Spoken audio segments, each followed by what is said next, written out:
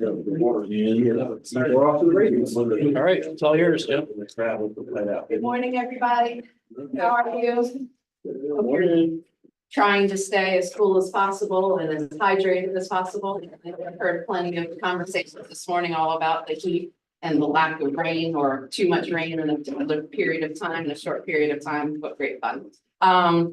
We've got some, let's see, what do we've got today? We've got the SWAM model evaluation. We're gonna go through some of those drought plans from before, some of those high demand scenarios. Scott's here to talk about those as well, because I know that was one of his big interests, surface water analysis, and then more of our recommendations going into that process. So do I have somebody to approve the agenda as it's ready? Sure. Scott.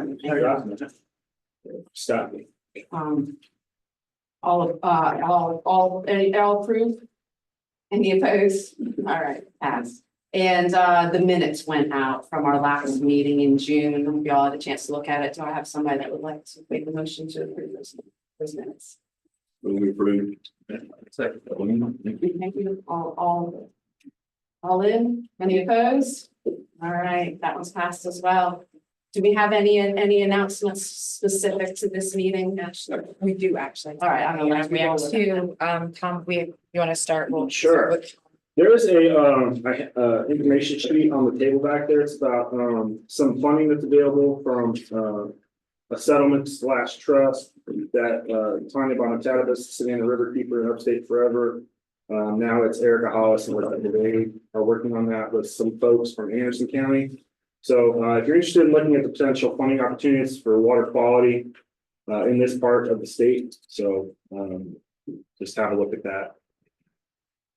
There will be a press release pretty soon. This is our second or third round doing the funding for that. So Okay, great. Thanks, Tom. Yep. And then we also had an announcement, or some updates, newsworthy updates from Daniel. Daniel, would you like Oh, to? newsworthy. Yeah. Well, no, how many people passed a cornfield this morning on their drive in, but if you looked at them, bottom half of the corn stalks are brown.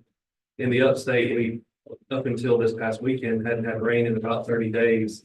So I know we're not in severe drought in the upstate right now, but for farmers in this area, we are in severe drought. We're looking at minimal yields this year if we harvest anything off these fields. So as we talk today, we're struggling as farmers with lack of rain. Tom, is Elliot, or is he online? Elliot is not on. At least I haven't seen. Helen, you were talking about the DRC that met yesterday that moved the state into drought designations. You want to give an update on what you heard? Sure. Pretty much, I think every county in the state has reached at least some level of drought. Scott's on the west, we provide probably more.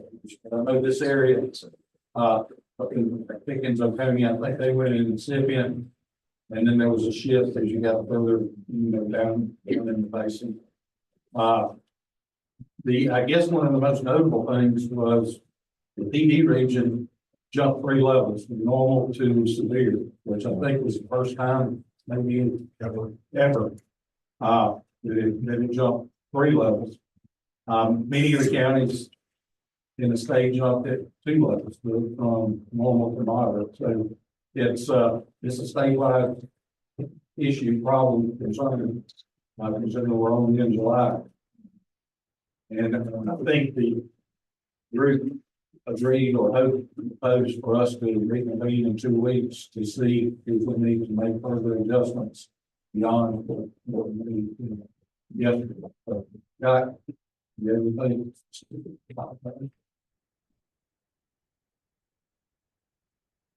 The only thing that would suggest for most, particularly the area that we're in, or the upstate region, because they made such a substantial jump at one time.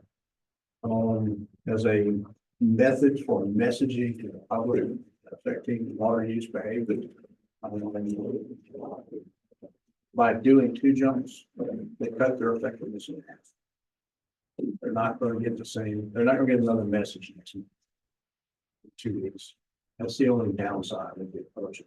Rather than rather than recognizing it early and ratcheting in and using repetitive messaging, you could reach the public. One shot and done. I mean, that's the policy side of the route. It is dry, it's really dry in the morning and the evening.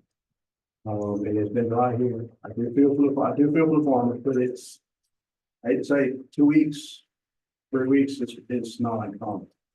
That shouldn't result in a drought declaration statewide. It is impacting our agriculture. I get that. And to be honest, I'm not a farmer, but the farmers I know will tell you that they lack of rain at the wrong time. At around planting, it's basically might as well be all year. So high risk professional. I applaud you for doing it.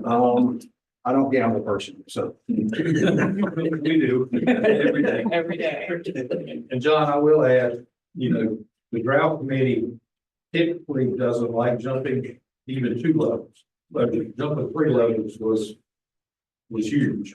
So, and I think it's to Scott's point, we'd rather ease into droughts and declarations than opposed to just jump level to level. Even coming out, they struggle with jump, reducing it. So it was exactly, this is going to get I think we get back to, what's the purpose of the route response? Declaring it anything, pick a stage, pick a number, other than for some federal relief for agriculture. There is no value in going lower than step because it's a messaging for the population, for the water users. That's the rub, if you will. Going 2 levels is not going to get you any more savings than not having a confirming message in 2 weeks with a ratcheted approach reduces the opportunity to reach additional customers. That's a policy question. Yeah, and that's for us, we just instituted a drought. Drought one. And, we use Duke's low flow input, we keep it documented, there's a protocol, and they're still at 0 at the moment. And if you look at the parameters they set out on July 1st, they were all well into normal. I mean, stream flows, our reservoirs are almost full, basically where they were. Maybe they're higher than they were last year at this time. Our downstream releases from the North Slough to Kaysville and the Middle Slough are about what they were actually. So, I mean, I know it affected maybe affected the lower part of the state more, but when they called it a flash drought, I called it June. I mean, June is a dry month for us. It's always been. I mean, 3 years ago, we had less than an inch of rain for the month of June at our reservoir. We've had a little over 2 this month. June and November are 2 driest months. Yes. And it has to do with the way weather cycles through. We transition from where we have the cold fronts coming through by one jet stream, and then subtropical starts moving up, but it doesn't move up until July until we start getting the thunderstorms coming through. So that period, May to June, is always our driest. It's our highest flows. Store all July and August. By then we start leveling out. You said it's always the driest and your highest flows. You mean highest demand? Highest demand is in June all the time. The core projections don't show the lakes coming to level 1 till I think August 24th. That's all it is. That's all based on the assumptions that they make on it. Yeah. If you looked at the projections that was presented at the drought committee, they made the assumption that inflows return to 100%. If you assume 100% of normal inflows, the lakes are going to be fine. That's a design plan. So, the question is, sensitivity would be if they don't return to 100%. We're entering a drought and they're 70, 80%. That's really good. That would be an idea of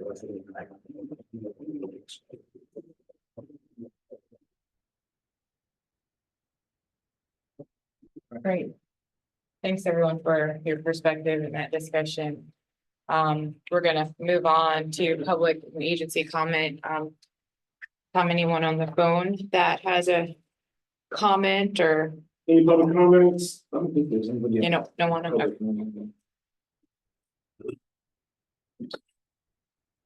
No, okay. Anyone in person, any public or agency comments or notes? How's the new agency doing? Hands up. All right. See, we can't even count. That good. All right, okay, well, hearing none, we'll move on, and John's going to do a recap of the June meeting. Okay, we're gonna revisit some of what we talked about at the June meeting, so I'm not gonna touch on it here again, other than remind you that we talked about some things. We looked at our synthetic extended drought scenarios, and we're gonna look at those again, because we've made some revisions based on feedback and getting some additional input from the Army Corps. We'll talk about that later. We looked at the impacts to recreational access levels for our different planting scenarios and for those synthetic droughts. Just a reminder, that table below is one of the pieces of information we provided, which showed the percentage of months in each simulation when the lakes drop below the recreational access levels over that whole hydrologic period of record that we've been looking at, which goes from 1939 to 2021. And those percentages for each lake apply to each one of our planning scenarios.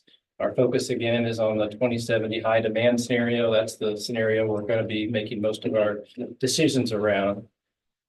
So we presented that information. We also then worked through drought response recommendations.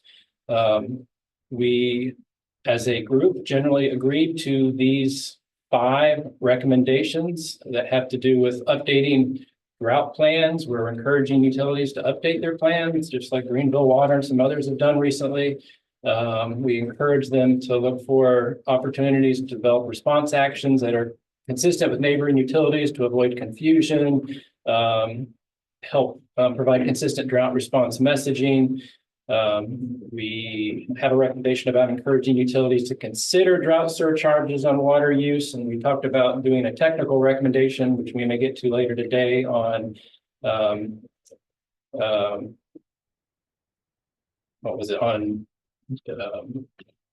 declining block rate structures, and making sure that we're not recommending those and that those kind of go away. And then the last one, when droughts occur, the RBC encourages water users, water interests to submit their drought impact observations through the condition monitoring observer reports. We also talked about this, which Scott brought up. Scott, you had the idea that, maybe a better way to do the drought management responsibilities would be to go away with the DMAs and have the RBCs provide feedback to the DRC, correct? Correct. Yep, so we discussed that.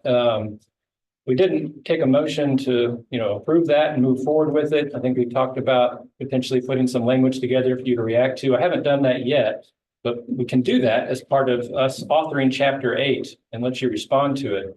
Is that still something that y'all are interested in pursuing? When Scott brought it up, we had a little bit of discussion, generally saw some agreement and head nods in the room, but I wanted to make sure that, everybody was ready to go forward with that as a potential recommendation documented in chapter 8 of our report. What do y'all think? I personally think it's a good idea. It gives long-term importance to the RBCs. Yeah, that's a good point. Good for us. I mean, good for this, but we're taking something away from another group or disbanding it is a good idea. We recommend disbanding the other groups. Right, it'd be replacing the drought management areas with the RBCs.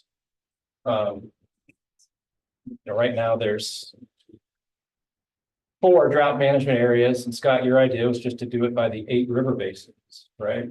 Or something like that, Well, maybe a combination of some. yeah, while there are 4 drought management areas that serve as a community, the individual decisions are made based on county.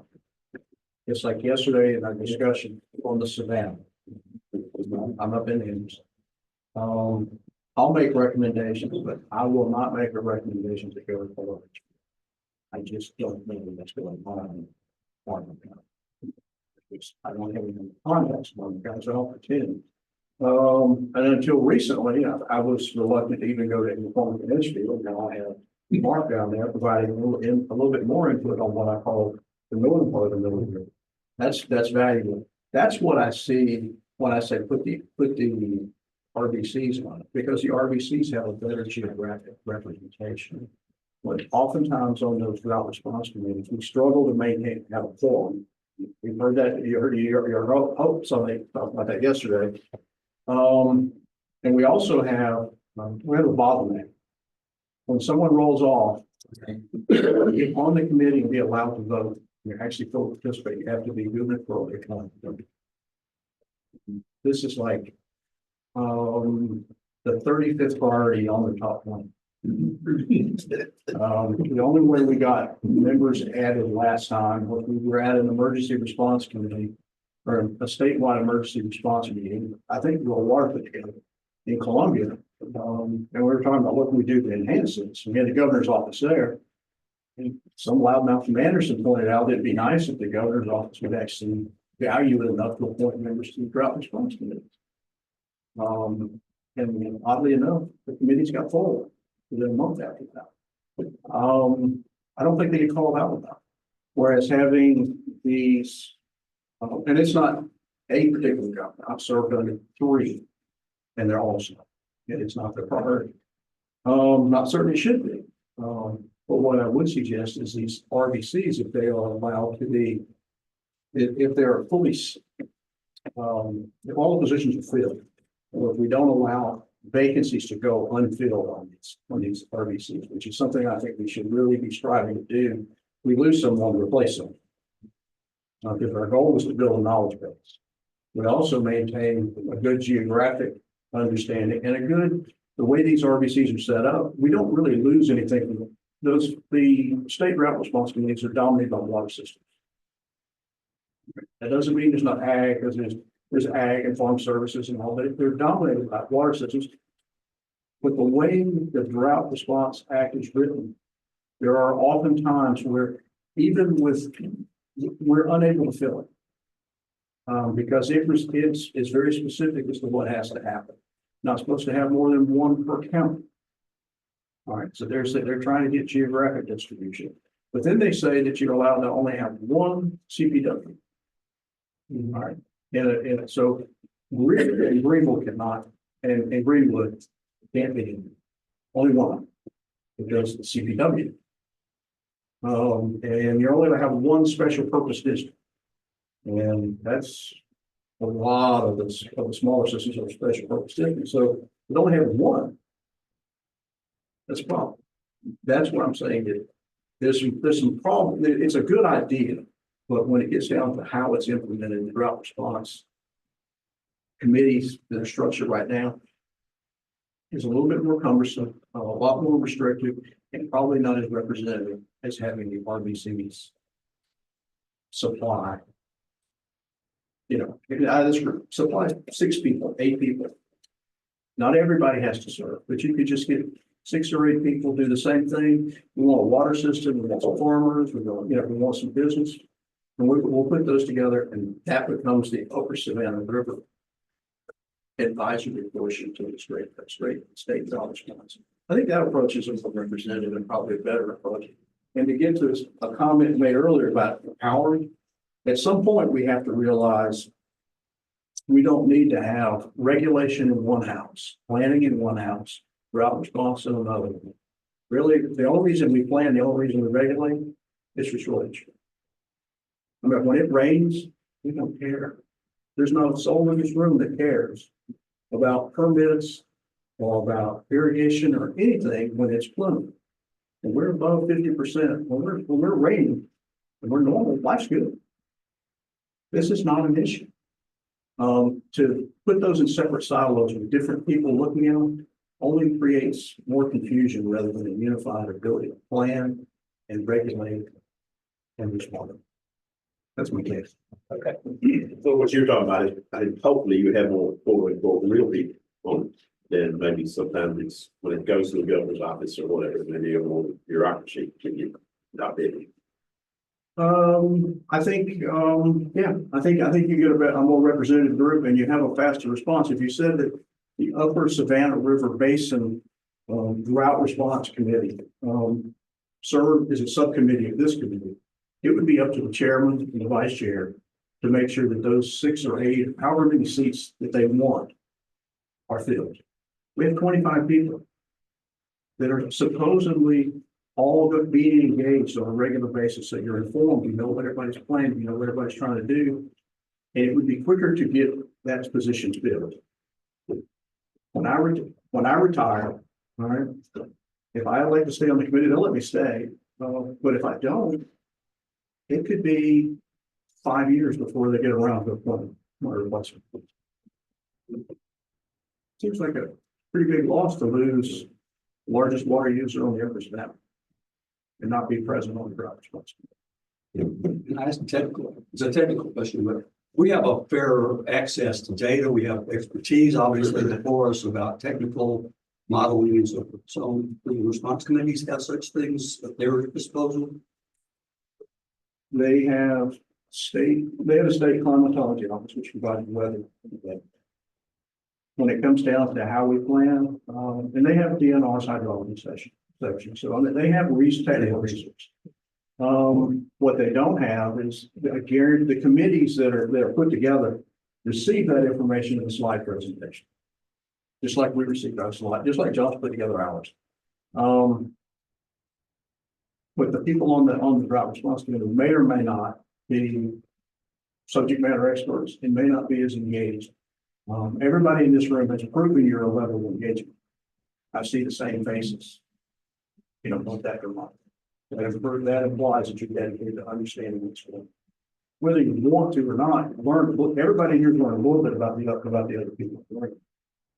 You may not have wanted to, but we've learned something.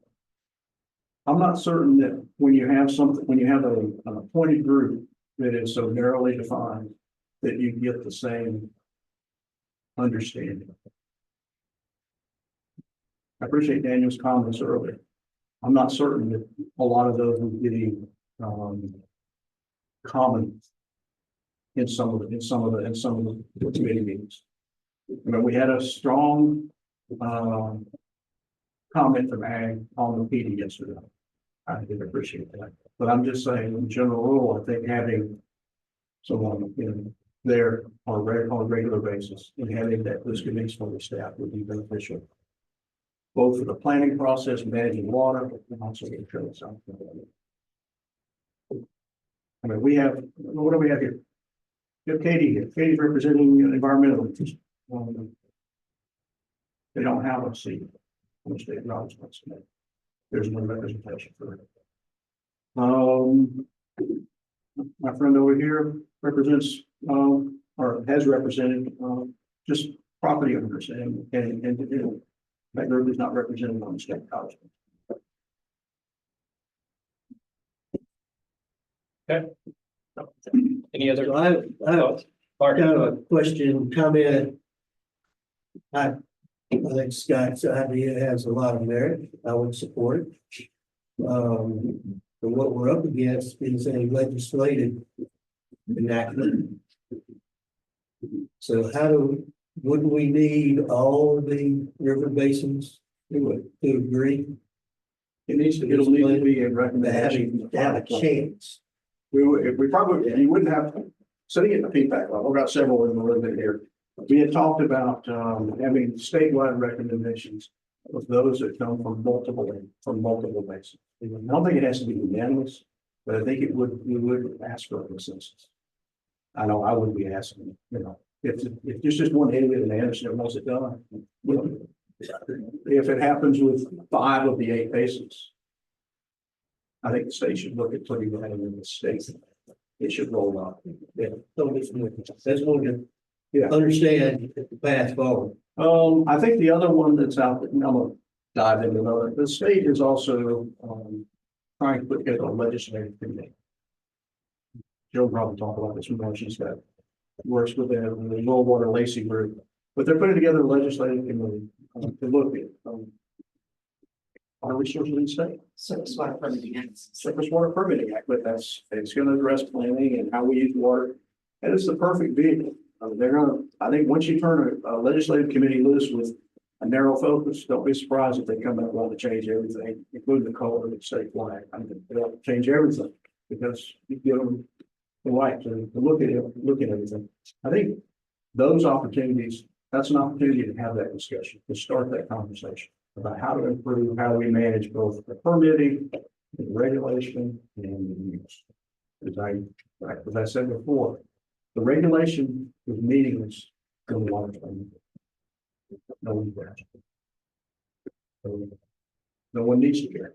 We're blessed. More than 20% of them care.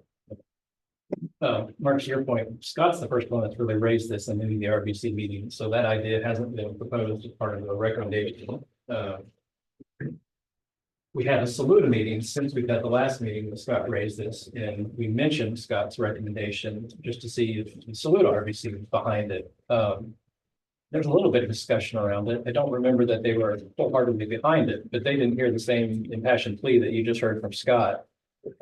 My description of it, of what Scott was explaining last time, probably didn't do it justice. In the lower Savannah RBC, they're gonna have the benefit of seeing your recommendations ahead of time. In fact, one of the RBC members actually emailed us earlier this week and said, hey, at our next meeting, can we see what y'all are talking about as far as planning process and technical recommendations? So we'll certainly provide those to them and see if they're on board with it too. While the PD and the Saluda are still going on, we can see if they're interested in supporting that type of recommendation or not. So. Any other follow-up with what Scott has recommended here? Oops, here. Is this something that we have to officially vote on to include, or is this something that we just work on when that section is getting ready?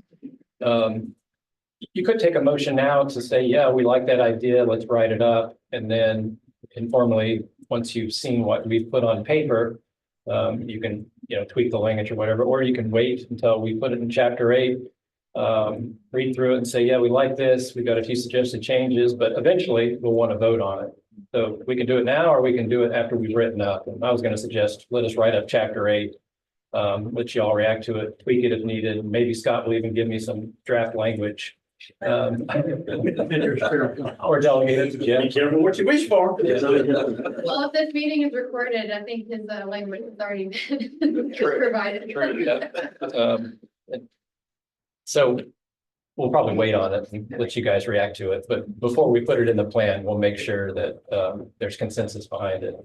Hopefully there's consensus behind it. We'll still include it as a recommendation if we have all but 1 or 2 members behind it. But I think we'll note that the majority of the RBC was behind it, or a vast majority of it behind it. Jill, yeah, and then Mac. I just got a question. This is more big picture, not specific to this recommendation, but right in line with it. So you mentioned that the lower will have the advantage of seeing this recommendation and considering it. And we've had the advantage of some of the other RBCs having finalized their plans and being able to see their recommendations and make some of our own, but also adopt some of theirs. You probably don't know the answer to this, it's loaded, but will there be a process at the end after everybody finalizes that when we're reviewing each one, I don't know who's the last to land, say like Taba's the last to land, and they came up with this shining recommendation. We've already finalized ours and we go, similar to Scott, wow, that RBC for the drought planning sounds good. Too bad we already finalized ours. Is there a process in place to review it as a whole? Because I know this is all supposed to fold into the whole state water planning. Yeah. And some of that disadvantage of whomever finishes, first, Yeah. might not have had the advantage of all of the ideas from all the other ones, and to incorporate it into it, Right. even though it's finalized. I mean, irregardless of the state water plan, which will be updated once this first round of planning is done, you always have the opportunity, if and when you go to do updates in 5 years, to make additional recommendations. And that's when you could take the opportunity to say, okay, 4 other basins thought this was a good idea. We really didn't think about that. We think that's a good idea too. Let's put it in our updated plan. But you're more asking about how do these all get considered and put into the state plan? And I think that's more probably up to then now DES as they compile all these recommendations and they see where there's consistent recommendations amongst the majority of the RBCs, they'll probably decide, yeah, this is a good recommendation, let's put it in. And that's where it's going to be considered. And I don't know exactly how that process is going to go, or if they're going to look for additional input from the RBCs at that point in time to say, hey, RBCs come together, help us finalize this list of statewide recommendations. I mean, I guess it's up to DES and whatever the new form of the PPAC might be, if there is one, to kind of make that decision. I'm just, Like I said, I knew you Yeah, probably didn't have. I'm the making up answer, stuff but right now. I'm finding out. Could we ask for that? could you make a Recommendation, recommendation about that? that'd be harmonized. Yeah. Yeah, I mean, it's all I up to think you, have to but that's a wait good 5 idea. years to pull in a recommendation that was really good now. Yeah. If there was an opportunity to have some consensus as a larger group that, yes, this is a statewide issue. Yeah. That we want to address now. So, I mean, that's a great planning process recommendation, which is the first category we're going to talk about when we get through all this technical stuff here. So keep that on the tip of your tongue, and that's going to be one that you should offer up if you think it's worthwhile. We can add that as a planning process recommendation to allow for some type of way to incorporate recommendations made by multiple RBCs, how that process works with the state plan. Okay, Mac, you had a point or a question? Well, yeah, I don't want to belabor, but what you're talking about, I've seen in county councils. You've got planning commission. They go by district. You might have a good person that lives on the wrong side of their road, so you can't get on there because this councilman, and I think that's what you're saying. Mark, what you're saying is a heavy lift to get, because this is a governor appointed thing. But if we can do what you're talking about, you're not gonna change that on the executive level, like the governor, or the legislature might. But if we could get this group, have people, real people being able to talk and make some of those people elected to your own think, get them the information that they don't have now. That's what you're after. Saying, is that right? I think more informed and more involved. Particularly when the drought response, as I said before, the purpose of the drought response, the respond to drought is to affect water use behavior in the state. It's not like we can declare a stage 4 drought and say we can make a thing. Our goal is to try to get people to manage water differently. I think the best way to do that is much like we're planning, is to get more people involved in making decisions. Because then there's less chance of somebody going to the road and saying, I don't think so.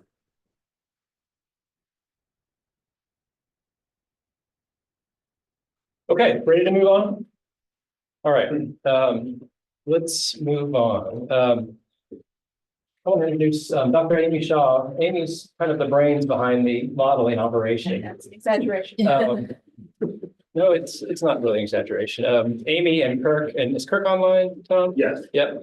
I've been doing a lot of the modeling, model updates. So we've got a kind of a potpourri of updates and discussion items. Amy's going to walk through some of them. I'm going to talk through some of them.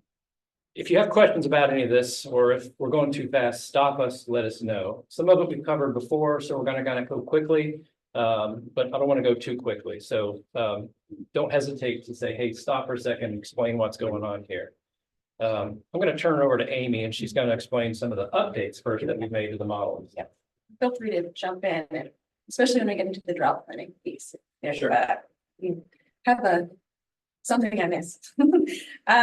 So at the last meeting, we brought up that there have been more recent surveys done on Hartwell, Russell, and Thurmond. And the question of, well, has that been considered in the model? And it hadn't. It just got published in March, it says.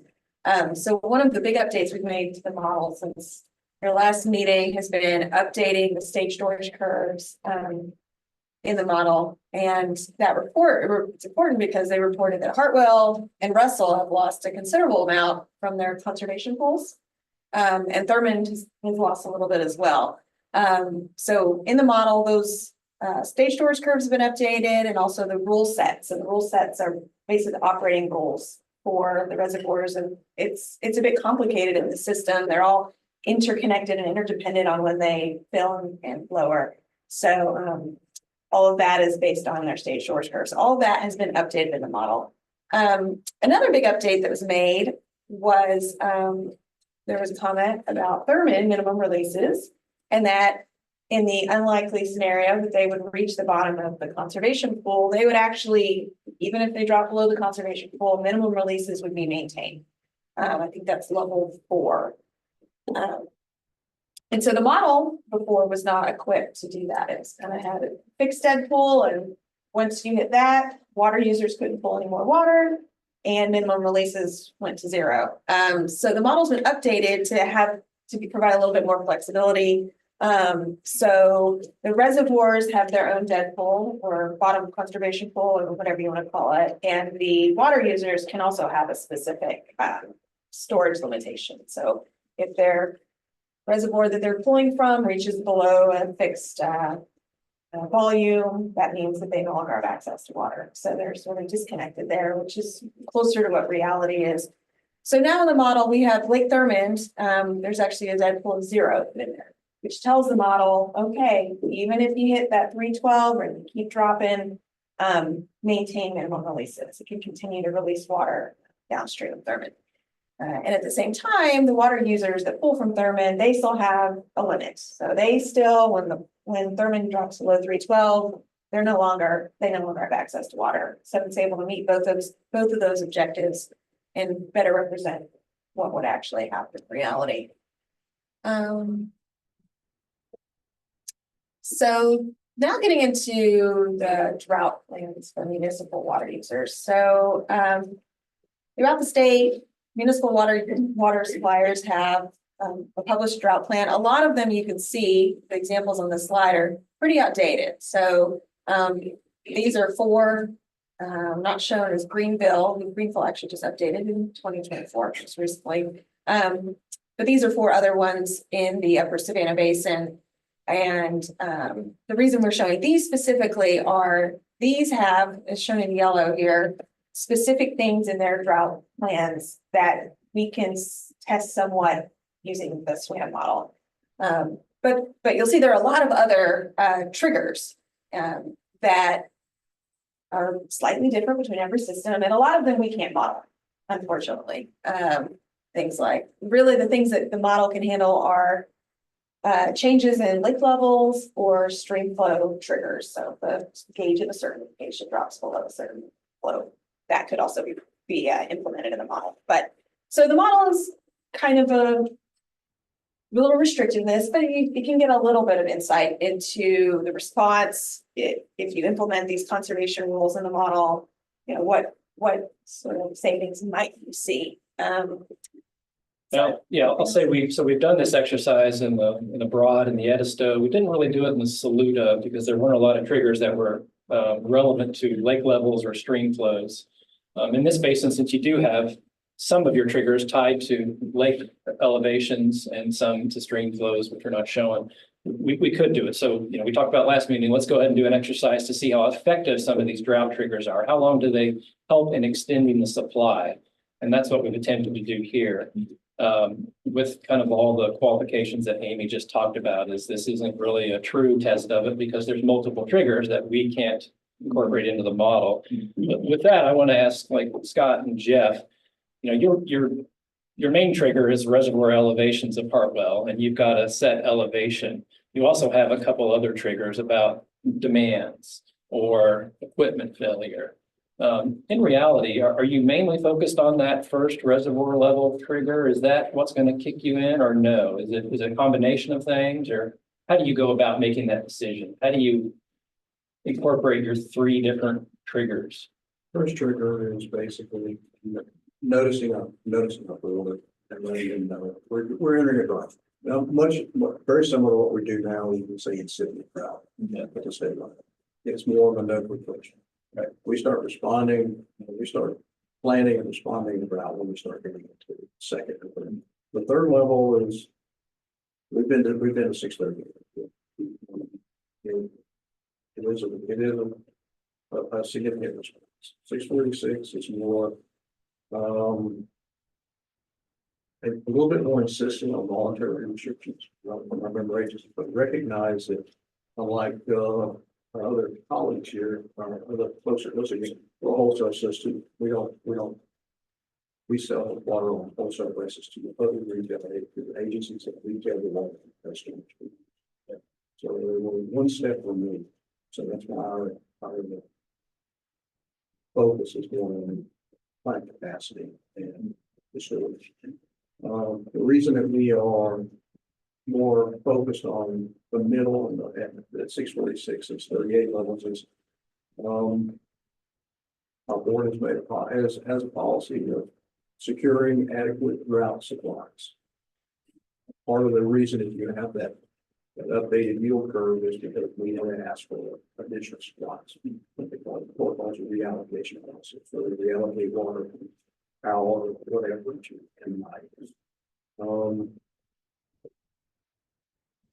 It's just as a matter of policy, what drought supplies.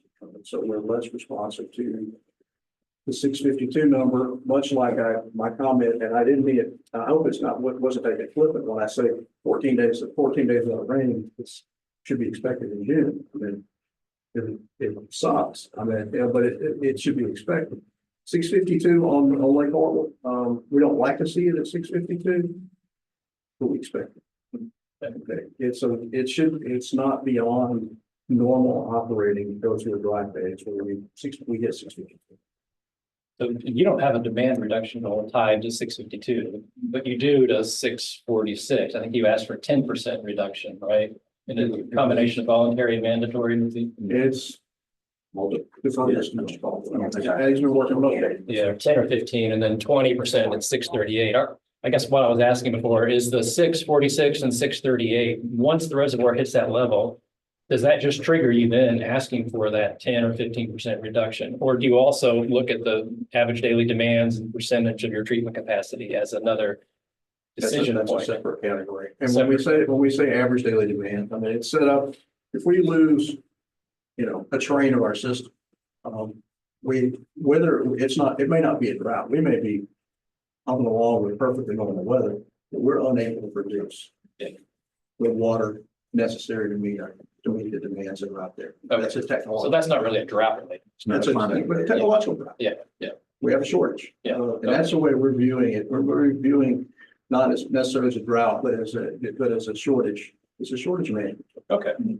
So what I was getting at least for your triggers, the lake level elevations are what trigger you potentially to ask for a 10 or 15% reduction at that middle phase, and then the 638 when it gets a little more severe.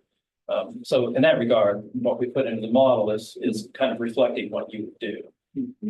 It might not be the case for some of the other ones where they've got additional triggers, but for now, I just want everybody to understand that, what the model is showing is based on those trigger levels that we can put in. And sometimes there's other decision factors that go into it. Sometimes there isn't. So, okay. It's more of an or instead of an and. Yeah. Really. I do have a question. You very, very quick to pick up when I said we request a 10 to 50 reduction. Did you assume that in your model? It does. That's the other assumption. big assumption is that That you get 100% compliance. you get 100% compliance. Immediately it complies and it, reduces demand by that amount, so. All right, well, I'm gonna cheat because you have a little bit more experience than me. When the LIP is called for, bring the water, it's asked, do you obtain the results that you targeted? Put the press release out. There are people out there to try to impact. So here's the big issue. Usually when we go to the LLM, we look at the protocol. Most of the time we see it is at the end of summer, beginning of winter, when Going down here. we're reducing flotation. We very rarely see it in June and July. Yeah, I assume that you're capable of reducing a curve of what your normal production would be. I'm just trying to determine what we're seeing in South Carolina. I'll tell you that, in other places, you can see the response unless it's too frequent or too sudden, which is that messaging point. if you go too quick and too sudden, you don't get the result. You don't get, you call for 10%, you don't get it. Yeah. You have some people just assume that if it was that bad, you told us so. So we're not, I'm not gonna stop watering my garden now. It's only got 2 more months. Well, like the garden is alone. I'm not watering my grass, So I'm just trying to figure out what our effectiveness is in conservation. To where we've been in the last year, actually was to. We saw probably, once we pushed that message out, we probably saw what we should have on the photo. And we saw like a 5% reduction. So it's not till we get to 3 that we actually, in our drought ordinance, we have teeth in the matter that's, it goes beyond voluntary, we can start. Finding residents for the use of water.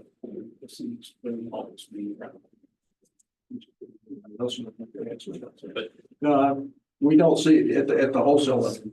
Because the signal gets lost, and I'm just saying it. I'm not seeing what we want from. You don't have the teeth, you're. Yeah, right. The teeth actually occur. What we do with our customers, we do have some teeth, we get certain areas.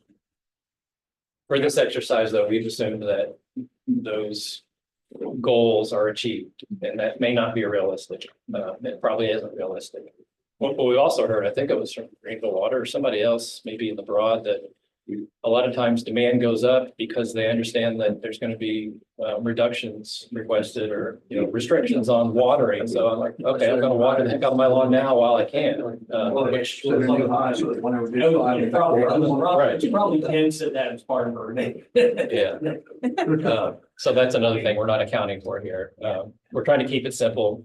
There's a lot of complexity to this. Yeah, and right, and the model, all these simulations run on monthly time set too, so it's really smoothed out and.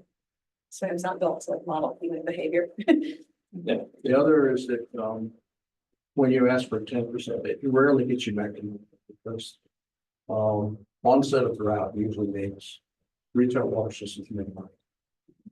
Your demand goes up. So even when you ask for a 10% reduction, you may still do 5% of your money.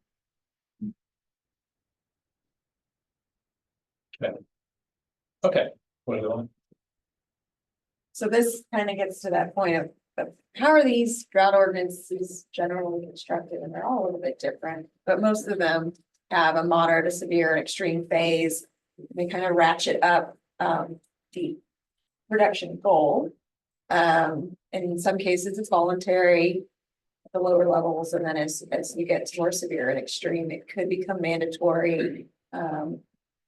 But so it kind of steps up, but some of them only have, maybe 2 stages. They're all a little bit different. Anything else? I got an email from Cheryl saying that McCormick CPW only has surface water, the well has been decommissioned. Oh, okay. We'll take that off of that table. Yeah. Thank you, Cheryl. So we're gonna use Anderson Regional Joint. Anderson Regional Joint Water System. Sort of as an example to see what, if we incorporate those conservation rules, very simplified, assuming compliance. What does that come out at in the model in terms of how often are those triggers, are those drought plan triggers triggered and resulting in reductions? And so remember the models, we've got a few different scenarios. The current use is kind of like baseline demand over the full hydrologic period, 1939 to 2021.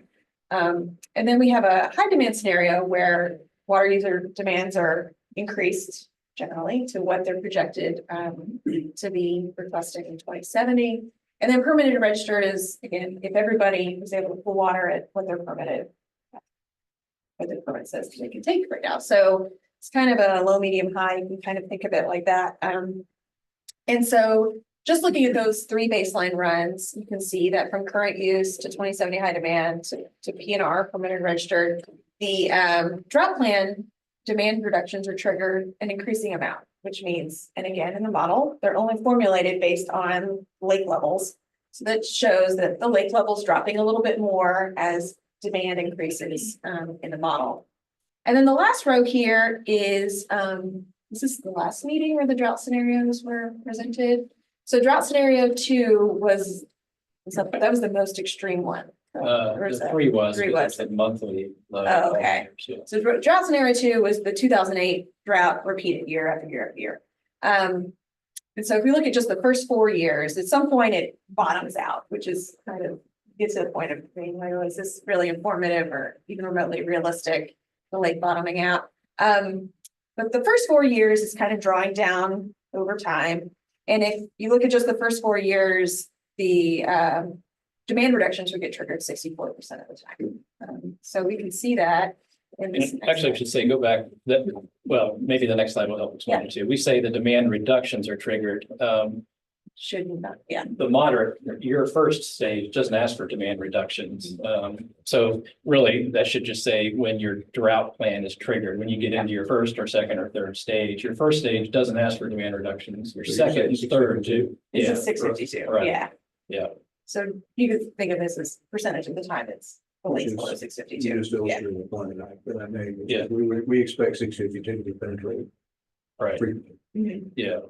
But what I thought was interesting here is just comparing current use to 2070 high demand. That basically adds 1 more % of time when you would probably be in some stage of drought that's triggered because of that additional demand 50 years from now. Is that 1% significant enough? Maybe 1%. It's not very big, but kind of makes sense. Do those numbers generally make sense to you, Jeff and Scott? I think that's reasonably accurate. At 652, I would expect the numbers to be. Yeah. Okay. What about that next slide? So this is for that last scenario. First 4 years of repeating 2008 drought scenario 2. And kind of a side-by-side comparison of a run with the drought plan rules turned on. So conservation rules turned on in the model, and then a run with no drought plan rules. You can see the no drought plan rules, blue curve is a little bit lower. So which makes sense, there's less demand from those 5 water users. They're only the 5 that are tested and only for the lake level trigger. But you can see that it doesn't change it that much. And this is a really extreme scenario, 4 years of repeating 2008 drought. You can see after about 3 years, 36 months, you get, there's about a 13,000 million gallon difference. And that's in the winter. In the winter, the guide curve is lowered. So, and we've also noted here specifically for ARGWS where that moderate, severe, and extreme, where those lake level triggers would kick in for the first time. So it would take about a year to hit moderate, and you can see it, then it goes back up because it's got the summer pool guide curve it's trying to follow, even though the lake in general is dropping. And then it would take about another year before you hit severe phase for the first time, and then about a little over another year before the extreme level would get hit. Just, I mean, this, accounts for the cumulative impact of everybody withdrawing from Hartwell and upstream. Right. So there's other drought plans that are kicking in for Russell and Thurman, which don't really. Right.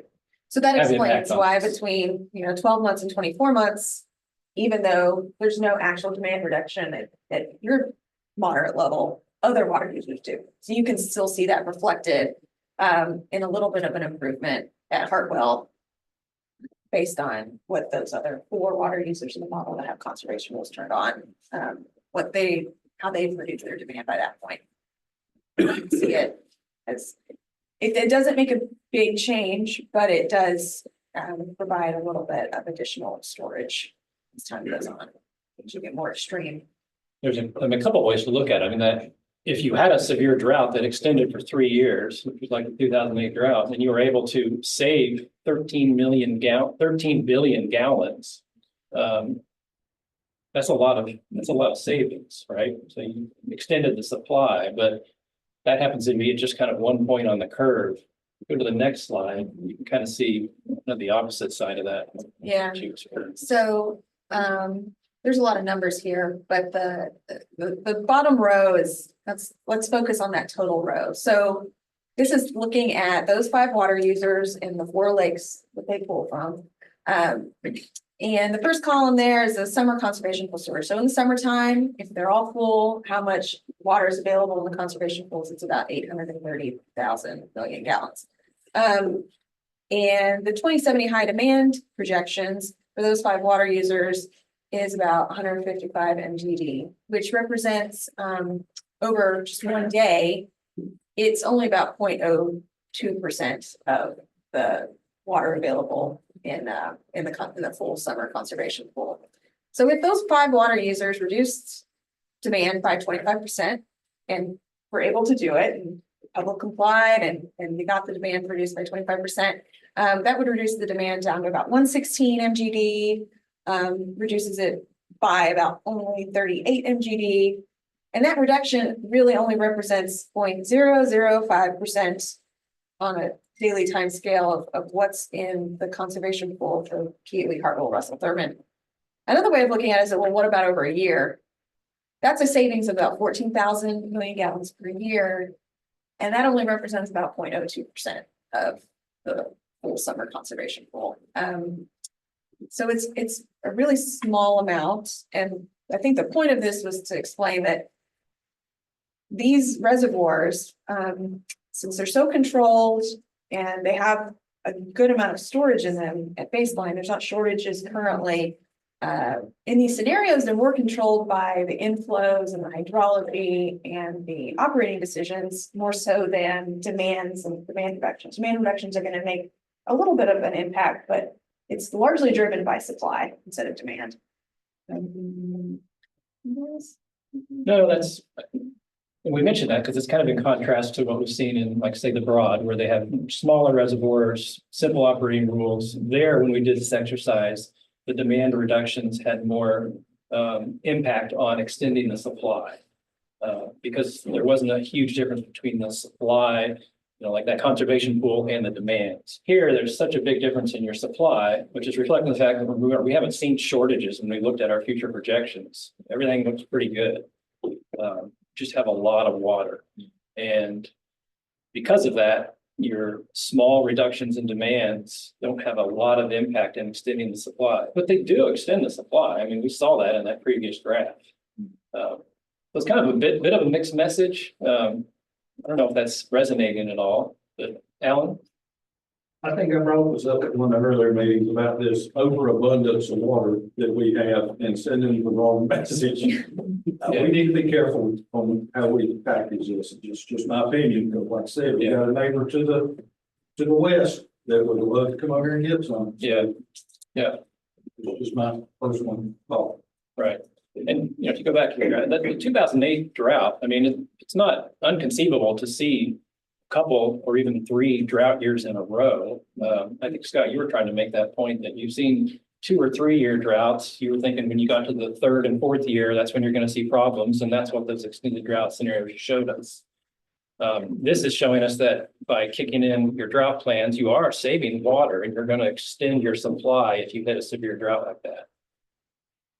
Yeah, I think what we observed in my tenure has been that we've seen 4-year droughts, and I was asking what happens when we see them. That's when it matters. That's number one. I agree with the messaging. The savings that we can accomplish on M&I are probably significantly less than the margin of error on the gate release set point at there. Yeah. They do not have the ability to set the gate any more accurately. And, you know, they choose, if one guy has a fat finger, they'll either save or waste. I say waste because it goes down, you know, like it's not a beneficial use downstream, but waste it from the reservoirs far greater than we conserve. While they may target 4,200 and 3,800 CFS. Not like they have that.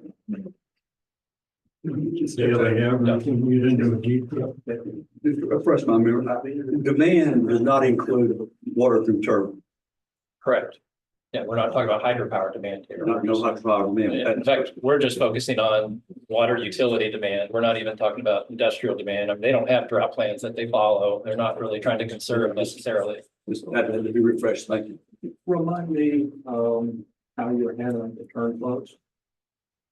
Um, return flows go back where each system or utility says their return, so back at the water treatment plant, and if their demand drops, the return flow drops. It's the same percentage, so we don't adjust the percentage. In a drought, you might expect that the percentage return would change because you're not doing, you're cutting back on like outdoor water use. We don't have that really factored in. We didn't separate indoor versus outdoor water use in the model. We could, but we just don't have the level of information needed to really do that for each utility and utility level. That's what we're gonna see, our biggest reduction. That's what we're gonna see our biggest reduction with the traffic. These outdoor water use. No, that's why I was asking how you were handling, just remind me how you return flow. The big quantity, the percentage you can begin. This is the percentage demand by month, so it varies by month based on historical data, but it doesn't change according to drought conditions or anything. Any questions about that? Since our last slide on the drought, I don't think it was. Or those table ones, yeah. This makes sense? Okay.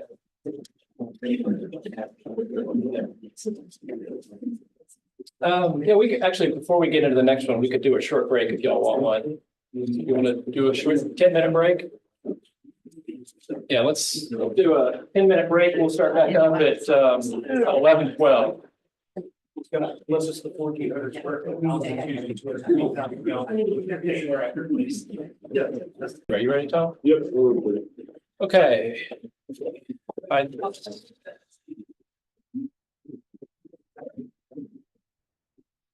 Okay, I wanted to just give you a quick update since we made those updates to the model that Amy talked about. I wanted to just show you what the impacts were to the extended drought scenarios. There we go. Okay, before I did that, after the last meeting, I exchanged some emails with Stan Simpson of the Army Corps, asking him the question, basically, can you tell us how you would operate the reservoirs during an extreme drought? So, we've got these base set of reservoir operating rules that follow the Army Corps' rules in the model. But they would alter those slightly if they got into an extreme drought situation, which we kind of have in the model, but not completely. So I want to make sure you understand that there's a difference between how the Army Corps would operate during an extreme drought when they're really running out of water versus just normal operations. And what he said was basically the goal is to provide continuous water supply to the greatest population for as long as possible. To do that, they manage how the lake pools drop below their conservation pool, and they do it in a kind of a predefined manner.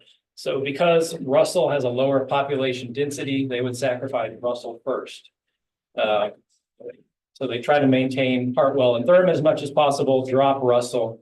Thurman has the next lowest population density, so it would be sacrificed second, and then Thurman, they would continue to try to provide a minimum release of 3,600. And that's one of the changes we've made in the model, is keeping that release going so that the downstream system has a minimum amount of water coming to it.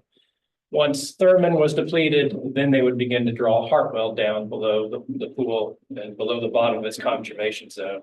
And at that point, they're going to be in extreme drought. Most of the water supply intakes are going to be dry at that point anyway. Shortly thereafter, they would be trucking in water. So they'd be pumping water from the inactive storage zone, providing that as needed. That's a pretty dire situation. But that's, as Stan Simpson explained to me, is how they would operate during these extreme drought situations. That kind of consistent with what you've heard before, Harry, or? Yes, it's similar with the so-called level 4 drought study. But unfortunately, at that point, the water quality isn't even bear mentioning. Yeah, so there's other challenges. Heavy metals and a few other things at the bottom. Okay, so remember we did 3 extended or synthetic droughts. The first one, we coupled together those 5 drought years, which were the 5 driest water years. And the second one, we looked at that repeating 2008 drought scenario. And the third one, which we're not going to revisit, was really extreme. It was the 12 driest calendar months over the whole period of record. So I showed you these graphs before, which on the left side and the gray line at the bottom are releases from Thurmond. On the right side is storage, which corresponds to the dark line at the top. And that's storage in Thurmond. So that's the same thing as the water level in Thurmond. Here we're looking at storage. This was for the 2070 high demand scenario for the years 2001 through 2010. So it captured the drought of 2002 and 2008. This is kind of a reflection of what really happened then, but we're using our 2070 high demand scenario demands. So it's a little different. But you can see that on that gray line, the minimum release is always met. And if there's time when they have to dump more water because of a lot of water coming into the system, even during 2008, they got close to the inactive pool, the dead pool, but they didn't reach it. When we looked at our first drought scenario, we saw that Thurmond dropped down to the dead pool, and then in 2008 or so, actually slightly dropped below it. But the minimum release is always kept, that orange line on the bottom. Then when we looked at the second drought scenario, this is where it's different now from what we showed you last time. This line here where we had the minimum release drop, I'm sorry, this line here when we had the Thurmond, we told the model to keep Thurmond at the dead pool elevation. Now we're letting it drop below because that's in fact how they would do it. They would sacrifice volume in Thurmond, but they would maintain this minimum release. So before we were keeping this green line flat and suddenly the minimum release wouldn't be able to be met at certain times. But now you can see during the drought scenario 2 that Thurmond would continue to be sacrificed. You would lose the ability to provide water to certain users on Thurmond, but that minimum release would be maintained. This was the drought scenario 3, which was really that extreme situation that not likely to happen. And we saw, quickly Thurmond exhausts its conservation pool, quickly drops below the dead pool. And then there's not even water to be able to be released after about 3 years for some time. So any questions about that? No. Okay, let's move on. Back to Amy. So I think you guys have already seen this twice before, the third time. Yep. About safe field. But we just wanted to provide an update with all these changes for Hartwell, Bowman, and Russell in the model, see how that impacts the safe field results that we were getting. So this slide before, you've already seen, but it kind of defines all the different terms, and just want to stress again that reservoir safe field is different than basin safe field for withdrawal permitting. So we're looking at the hypothetical maximum withdrawal volume.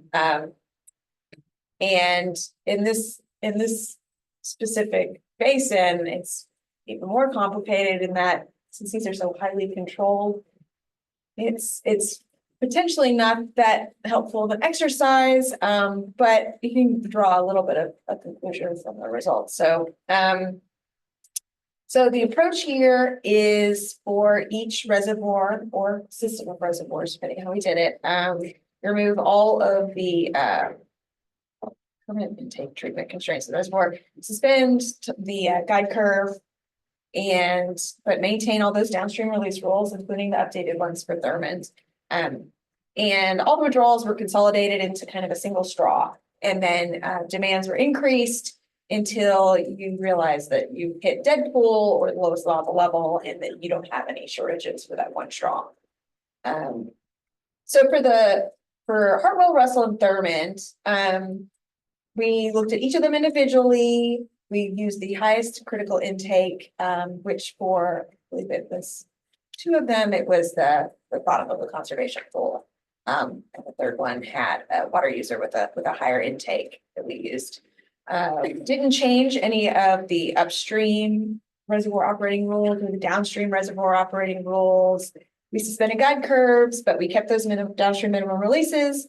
And we told the models can't go above the top of the flood pool, which is kind of probably not that impactful in this analysis, but just to keep results more realistic. And so in red here are the updates since the last time you guys have have seen these results. So we updated those stage storage relationships with the new survey data. So it represents a smaller volume of water available in the conservation pool. And we updated the Lake Hartwell release targets a little bit. We noticed the model wasn't really balancing Hartwell and Thurmond all that well during these sort of extreme stress situations where we were going to draw down Thurmond a lot. We want to make sure Hartwell was responding and keeping a balance. And then we updated the Thurmond model object to allow it to drop below the conservation pool, as we've seen in a few of these examples, and to maintain those minimum releases as long as they can. So the Hartwell results, Hartwell was the one where there is a water user, Pioneer Rural Water District. Where their intake is higher than the hydropower operations limit of 625, which is also the bottom of the conservation pool. So this is based on the higher elevation at 632. And I don't remember what the numbers were before, but I don't think these changed substantially. So the baseline is scenarios what's shown here that shows it has a safe yield of about 712 MGD. And when you increase up to the permitted or registered scenario, so more demand system wide, less water coming into Hartwell, the safe yield decreases down to about 509 MGD out of Hartwell. Excuse me. Just a question. Yeah. You got a elevated an intake set point. Did you use the actual intake set point or did you assume? We use the actual head intake over set top? point, I believe. I think Pioneer just sent us their intake set point, not like how many feet. I mean, there's a difference between the midpoint, the midline of the Right. intake and its actual useful, because you gotta have. Yeah, you you gotta have feet. structure. I don't remember what they sent us specifically. It probably was the intake elevation. So realistically, you would need a few more feet than that. Yeah. All right, then we should confirm. Yes, that's the question.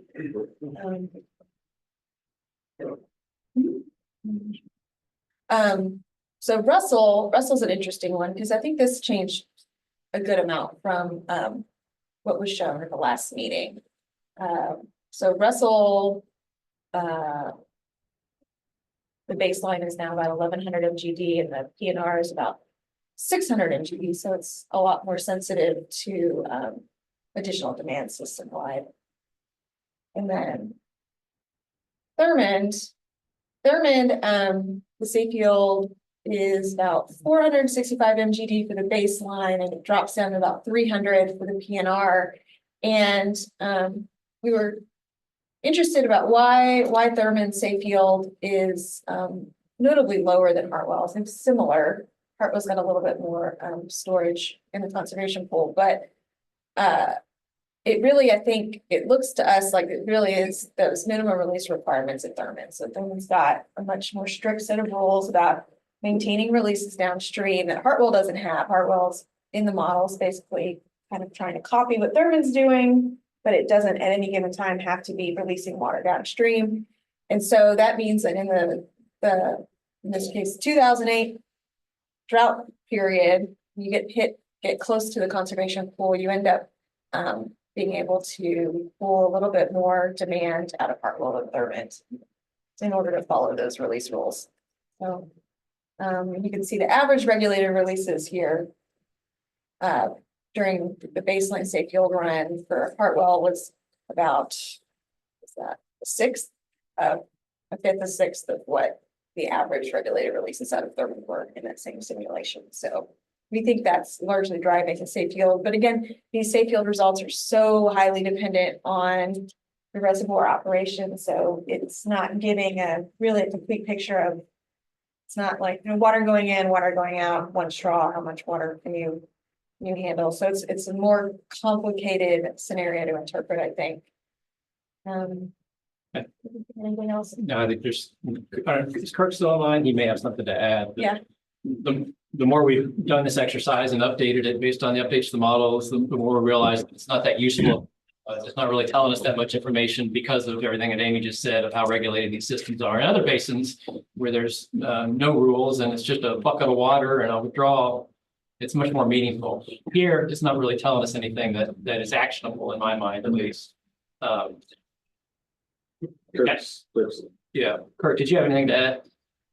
Not really, just to echo what you said, John, that when you've got reservoirs that are synchronized to work together and you're looking at the yield of one of them that are subject to those rules, you're right, it really doesn't tell you a whole lot. And usually what we do with a system like this is just suspend as many rules as possible to learn what the true availability of water is.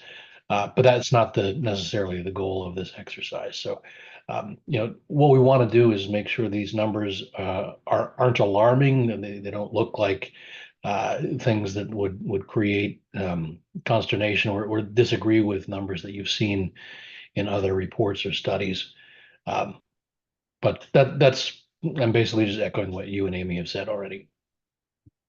Kirk, you did review the Army Corps report that we referred to earlier, which was done because of the reallocation study section in there, looking at state field, but it wasn't looking at it in this way. It was kind of looking at it a different way. And Kirk, I don't know if you want to explain what you saw, or Scott, if you're familiar with it, but it's a different approach. It looks more like accounts basically by user rather than the yield of the lake total. Is that fair?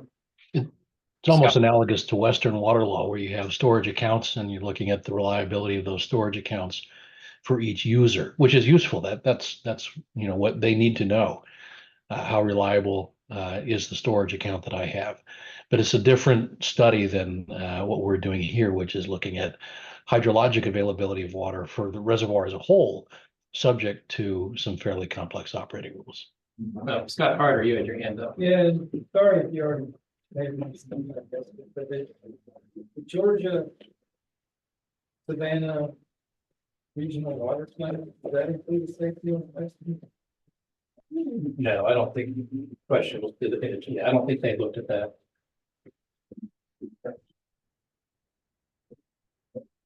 Okay. This might not be relevant, but Scott brought up Georgia, and it was brought up a little bit ago, it's like called the Great Threat from the West or something like that. But actually, I don't, you might know the answer, because since you work over in Georgia, and drought can be, here and there, but based on their plans that they have finalized, are there any basins or water systems that actually have in their plans, should we have drought here, this is an alternative water supply that we might be looking at to access? That's a good question. Some of them do have like I guess kind of like the resources to consider. I'm most familiar with the Savannah Beachy. Let me look into that to see if some of the other councils have further explored, I guess tapping into other resources and You're asking specifically about other states. Oh, gotcha. Okay. I'm talking out of Georgia, right? So as they've gone, because they're further along the process than we are, they have their recommendations. As water utilities, they obviously have their drought plans and maybe alternate ideas should their current sources fail. Right. So we have So- general, kind of statements and objectives to have interbasin, planning, specifically with South Carolina, but it's not not explicit that we would, it's not an explicit directive, like I should say. Actually, I want to make sure, maybe I was misinterpreting. Were you originally asking, do some of the, not the Savannah or Geechee, but the neighboring basins in Georgia have strategies in place to tap the resources of the Savannah Basin? That's what you're asking. Yes, all of the above. Yeah. Either, direct ones that are right there in this basin, but outside basins as well. Because it's been a conversation in the past, particularly, Atlanta, when they were facing all of their issues with Lake Lanier. Right. I hadn't been part of that discussion since. I assumed that plan might not have just been gone, that it's, that it might still be there. And I didn't know if there was other water resources, other utilities or otherwise that might have similar issues that would be looking to the next basin over to supplement their supplies where they are. Yeah, you let me, it's specifically related to Atlanta, that would be Metro North Georgia's water planning district, their plan, and yeah, I'll look to see if there's something in there related to, the Atlanta area, but, I can't give you a definitive exactly what each, council is doing, but I'll work on that and kind of give you a summary of kind of what options, what recommendations that have been implemented, if they've been explored, or if they've just been put in there, as a nice to have, so. Oh, go ahead, Tanya. Wilkes County down has groundwater, so they can switch back and forth. But a lot of those guys are pulling out of the Broad River, not necessarily the main stem. So, but there's most of, I think, the utilities from Wilkes down have both groundwater and surface water. But I don't think there's none of them that are pulling out of two different communities. You have some that like share wastewater. So that as you get closer to Savannah, they start pushing water through kind of different municipalities. But that's it. Is that further help, or is that kind of what you meant? Okay. She's mentioning other alternative water sources than a surface Than water surface that water. they might be able to rely on, but in some cases that not. Even if those are not available. Either case, it's just all up and down the state. I know, I've gotten these notes, it's mentioned a couple of times whether or not we've addressed Georgia adequately enough, so I think that's. Gotcha. You should not trust Georgia. Do not trust Georgia. 100. Do not trust Georgia. I pull. I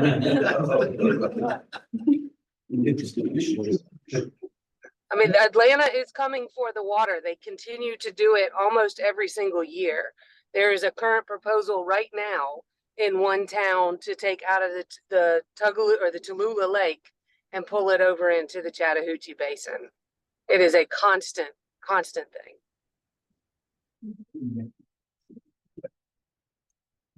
Okay, Scott. You've shown what happens when the core lake's cratered. Where does kiwi fit in as they start cratering out Thurmond and Russell and Hartwell? When does Hartwell or when does kiwi crater out based on the end of the earth scenario that we put forward? Crater out. When they talked about, if we go into like 20-year drought, they talked about, draining Thurmond down and letting it rot. And at first draining Russell, then draining Thurmond, and then draining Hartwell. Where in that hierarchy does Duke lose Kiwi? And then what are the plans to release out of Kiwi? We get to stage 4, all we're releasing is leakage from the ground. And no more maybe 3. It'll hold it. So even after all the core lakes are done, and as long as we're in stage 3. well, if all the core lakes are in by definition, we're in full. 600 acre feet is what that's all we release now. That's under the other. I think in 2000, maybe 2008, but that happened. We did cut off. It's about 25 or 30% of the inflow in our. Right. It has occurred. Now, that was before the relicense was occurred. And I don't know, did they finally get the lower the intake? Did they go a little lower on the nuclear? The biggest change was the more equitable. Before, we used to have to release 25,000 acre feet regardless. But the LIP and the new operating agreement put it in more of a balance in terms of storage. And that's when it got to the 600 acre feet is the max release at those low levels. Once you go to the max release, what is your LIP call for? 600 acre feet. No, I'm talking about for your customers. For Graybull and for Seneca. 25 acres.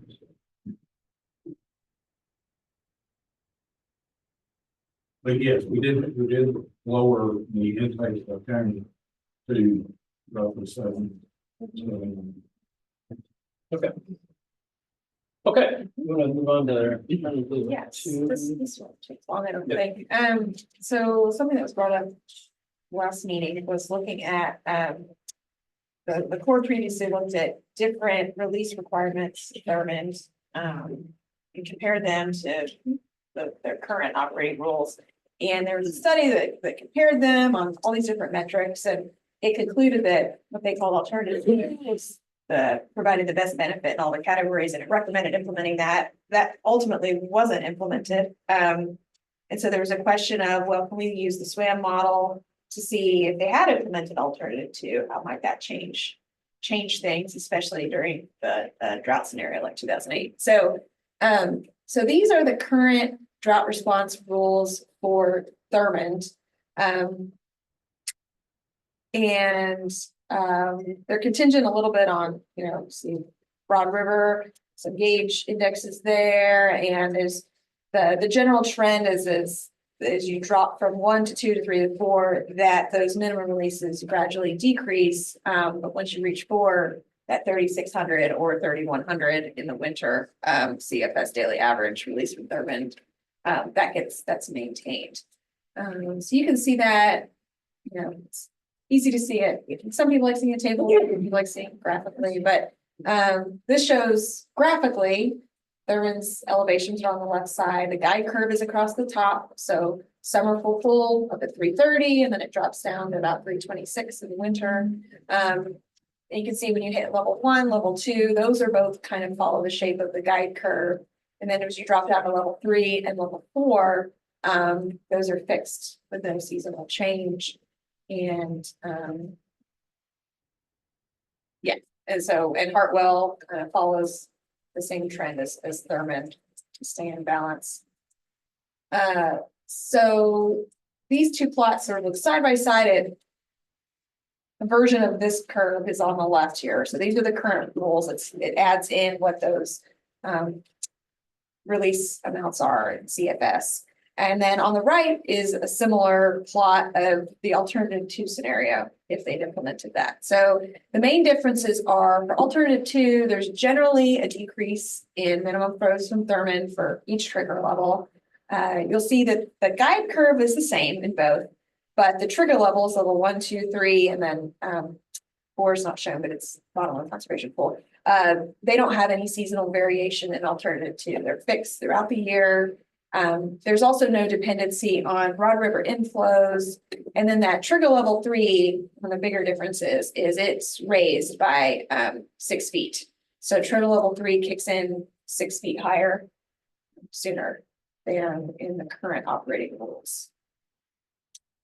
So this is shows the 10-year period, 2000 to 2010. So it includes 2002 and 2008. And this is based on a 2070 high demand scenario. So it's got the higher demands, and the dark curve is what the model is showing for Thurmond regulated releases on the left, and then water levels on the right. That's the dark solid curve. And then alternatively, if we put the alternative rules in the model instead of the current operating rules for Thurmond, you get what's in the dashed lighter blue. So you'll see that there are some differences, in particular around the 2002 drought period. You can see that the alternative 2 rules, however, I said that the regulated releases are decreased a little bit, and you can see that water levels are maintained a little bit higher in Thurmond through 2002. So that makes sense. And that you can also see around the same period in the regulated releases that the minimum releases are a little bit lower, which makes sense too. So, but overall, there's a pretty minimal impact on lake levels and releases besides some little short-term fluctuations that you see there. So it doesn't seem like it's that impactful just from this simplistic analysis. Now, this doesn't look at all the other factors that were looked at in that earlier study. But in terms of just water supply, it doesn't seem like it would be have a huge impact, at least for this type of scenario, the 2070 high demand scenario. And it doesn't. You're showing the swimming access, boating access levels on this plot too, that I think was shown at a previous meeting, and it doesn't show that there would be a substantial change in how often those water levels drop below those access levels too. So, has any questions or thoughts? Harry, did you have anything else to add on the difference between order two? Biggest issue, a lot of us had over the years was on the dropping off in the winter when you're already in a drought. Why do you need to lower? Because the only thing that's done for is flood control. When you get spring rain, so you obviously got plenty of flood control if you're already in a drought situation. And the other thing is we always felt that there's that big drop between 2 and 3. But you should really start taking conservation earlier rather than letting it drop in. Just in case you got into one of these super droughts, you try to save as much as you can. Okay. Tanya, if you're still, I'm not sure. Yeah, Questions or? yeah, two quick things on that. I don't necessarily agree, except when the year that they did try to leave more water in, a hurricane came and it became a very, very serious issue very quickly. In fact, we almost topped the gates and flooded out a significant amount downstream. So that's why they backed off of that. The other is that, like, we do have very specific requirements downstream and a huge amount of industrial inflows. So that 3,600 and keeping that flow downstream is pretty critical. Like, it's not a number we can move. I don't think. Somebody could talk to SRS and figure out how we move it. But I do think that kind of needs to be in this conversation is, what do we do? Like, we can't stop giving water to SRS and Vogel. Okay.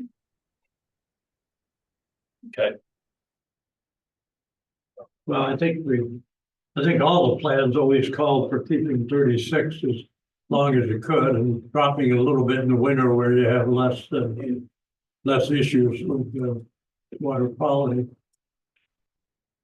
In fact, as you know, when you get below the conservation pool, we keep 36.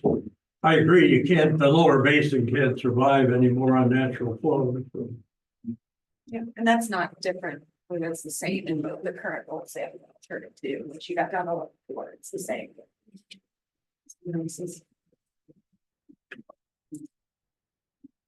Okay. Got it. I mean, the other thing is, we really like that flow study needs to be finished. Like, the Corps is working on rules from a study that was only halfway completed. And it really needs to be completed so that we actually go all the way through the process. So if we come up with recommendations here, like, it needs to go back to the Corps, but that has to be officially restarted. So keep that, and we'll keep that in mind when we start talking about policy, legislative, regulatory recommendations. That's a policy recommendation, I think, that I know you've mentioned before, and that would be one for the RBC to consider included in the plan. So make sure we mention that or talk about that when we get to it. It'll probably be at the next meeting. Scott, you were saying something? No, I have just a question. You originally constructed these models to have unimpaired flow. What is the unimpaired flow during the dry year on the lowest down? How much, what is the low flow if we didn't have dams that to supplement? We can go back and look at that and provide you a hydrograph showing what. Yeah, the low flow is. 3,000. Does it?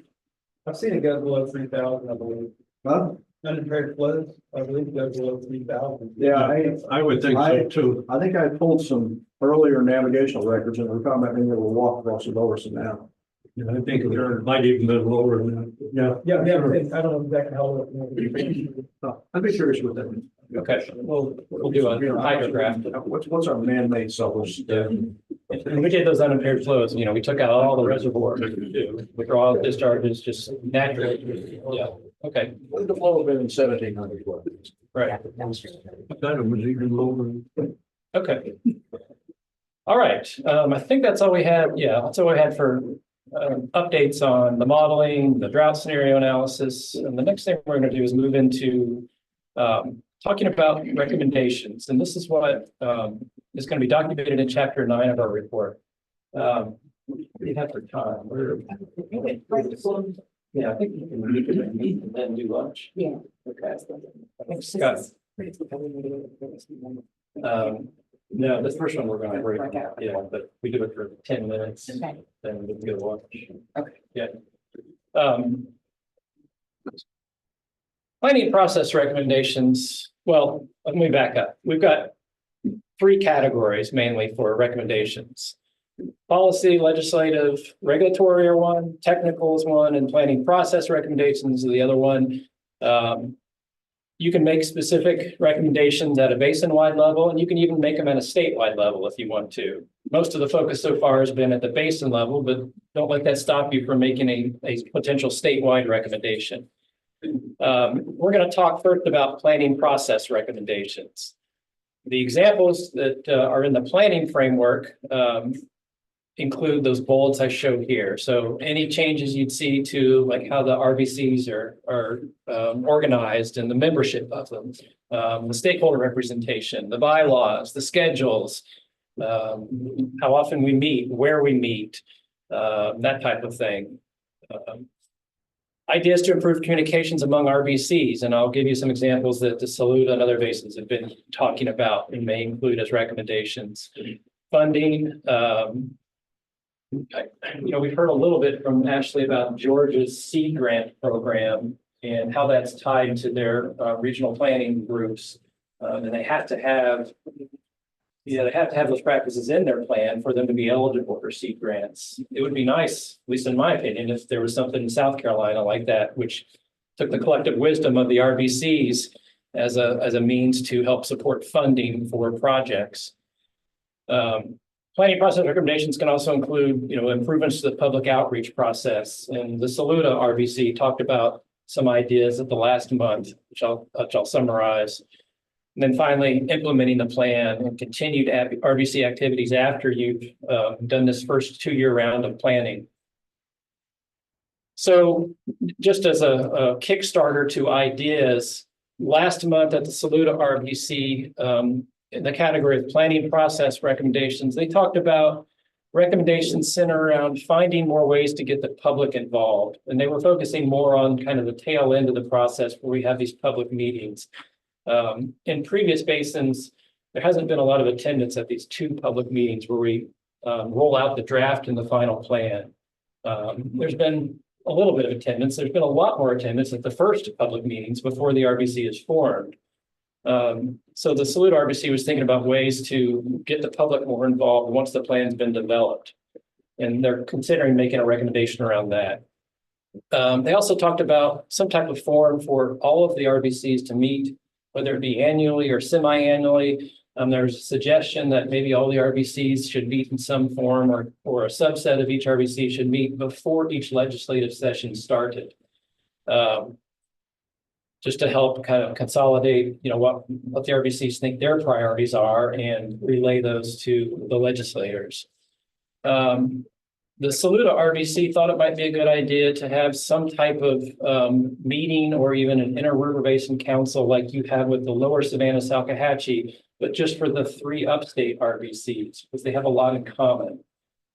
So they suggested the broad Saluda and upper Savannah somehow kind of coordinate at some point or another. And then finally, they also said, maybe during Water Day, which I'm not that familiar with, but that's at the State House, I guess. Utility folks might know. What is Water Day? Water professional things? I don't know what they're saying, Water Day. I mean, There's a couple of water days. Is there? Okay. AWWA does. There's a drinking water and a water operators day. We've got quite a few, yeah. Okay. I don't know which one's which. Legislative breakfast day. Okay. Maybe they were generalizing all of them, but they said maybe that's the venue. We should have more of an RBC presence at one of those water days. So that was just an idea. So I mentioned those ideas for you to consider. What we thought we'd do, just to kind of hear from everybody, as a way to hear from everybody, is kind of break you up just for a short amount of time, 10 minutes or so. Let you talk about any planning process ideas that you might have, or if you like these, that's great. Mention them again. If you have new ones, that's even better.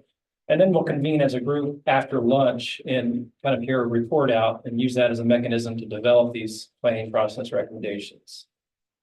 So it's 11:50 now. Let's break for about 10, 12, no more than 15 minutes. Just this side of the room. So before we're here, the back row. Actually, Don, you might join this group. And talk about what ideas you might have, kind of consolidate your list, and then we'll start with your consolidated lists when we convene after lunch. Scott, did you just check out lunch? You have, I think it's slide ready yet. Okay. All right, and are there are folks online, right, Tom? How many are online? Reagan and Tanya? Let's see if everybody's still here. Cheryl, Jagan, and so 4. Okay, could you put those 4 in a group, and if Kirk is still online, he can kind of just help moderate them, but. See, we could, is the online group, are they still on with us? Maybe you're on your. Well, you maybe ask them who their spokesperson is. Once they've identified their spokesperson, we can come back to Either it. Cheryl or Tanya Winbush. Okay, Well, they're not in the breakout. regular session, right? Yeah. Hi, John. Tanya had agreed to be our spokesperson. What is that? Tanya agreed to be your spokesperson? Tanya Winbush or Tanya Lourdes? Sorry, John, I couldn't hear you. There's a lot of noise. Tanya Winbush or Tanya Bonatatovas? Second one. Monetatis, okay. No. She's not online, okay. We'll come back to your group, Kirk. We'll start with the groups here, and then maybe Tanya will jump back online. Pulled up the original. That's so funny. Nobody likes taking on Tanya's lap. Yeah, I don't have to do it. You are, you said it like 5 times today. Okay, let's get started. What we'd like to do is just hear from each one of the groups, and Ashley's going to compile your thoughts and ideas, and then we may see some consistency between them. But once we get them all in a list, then we'll go through as a larger group and decide which one of these we really want to put forward as recommendations. And again, we're just focusing on planning process recommendations. So if you mention a recommendation that really falls as a technical or a policy, regulatory, legislative recommendation, we're going to put it in a parking lot, come back to it later. So Jill and Jennifer, Alan, your group want to start? Who's your spokesperson? You have a spokesperson. Now, spokesperson's still eating. You left. I'll be honest, we didn't get too deep into this. But we did speak on the lack of public participation. That was a big one, and how. And the comment was, we can't just say that we want more. We have to make actual suggestions on how, and this ended up still being open, and who the public was. You know, in my space, when I think that I want more knowledge to be shared, I'm up here maybe in some of the decision-making space, like municipal officials, and that type, because there's a public and there's a public. And I think each, depending on what public it is that we're actually trying to reach, there's different methods in which getting the information out. That needs to be part of the dialogue. And the only other planning process came up just a little bit earlier relative to all these RBC plans and how we reconcile them all together before the finals made to make sure that, you know, all RBCs can kind of hear each other's ideas and make sure they captured everything and maybe not have to wait a whole nother 5 years to incorporate something that they might not have thought of. The only thing was what you had mentioned about somehow coordinating, better coordination with AWW. Oh, he was in regards to the public outreach. One of his examples was AWWA has a committee for communications that the large utility PIOs, public information officers, are part of. And that'd be one example, I think, of other places that we might be able to collaborate to get messaging out. So like, you mean, leverage that committee at AWWA. And otherwise, and other advocacy groups, Yeah. that can help push the message out versus, Okay. you know, as a. Yeah, Mhm. so, and you're talking about more utilities and water advocacy, the Saluda folks, Thompson Smith, with the Farm Bureau thought that, well, the Farm Bureau has a voice statewide. And in the same context, they mentioned, you know, maybe the Farm Bureau can help get the word out better, kind of publicize what's going on and show that ag is being represented and how it contributed. So think about that. So you've got better identifying what the public we want to reach, helping, you know, just increase public engagement and figuring out specific recommendations to do that. And then coordinating, collaborating with AWA, water advocacy agencies, yeah. And then Jill mentioned too, some type of process or mechanism to help inform the recommendations that go into the state water plan that considers all of the RBC recommendations. And, you know, kind of the timing of the fact that they're made sometimes years apart. So more frequent. I would just say state water plan recommendations, and we'll come visit that later and figure out if there's a recommendation or anything. And it goes somewhat in line with one of the other recommendations. It's different, but the same, you know, they've got the recommendations for the RBCs to meet maybe twice a year. Yeah. If they were, maybe that would be a space that this dialogue was going on to hear and agree and have, like I said, a reconciliation. I think we should get together. Okay. Can I make a tag-on comment to Yeah. communication? Yeah. What it really strikes me is there needs to be a strategy around communication, almost goes in the funding, but probably, you know, we're all have our focus areas and our expertise, but we're not publicists. And, you know, do we recommend that there's a communications expert engaged to help create that strategy? But you're right, there's probably 47 levels of the public that need to be reached, and the way to message each one is probably different. Yeah. So I don't know what you're talking about is something that we've done on larger projects sometimes. That in the project, we put together a public engagement plan. And it's pretty detailed. Like, okay, we do a demographic analysis. Here's the different types of public we want to reach. And then we go through all the mechanisms that we want to use to reach them. What's the most effective for each demographic? And talk about the timing. So it gets pretty detailed. And you're suggesting that maybe something like that in some form would be useful to help improve public engagement. Okay. That'd be useful for other members or water companies and whatnot as a resource. The committee provide. Okay.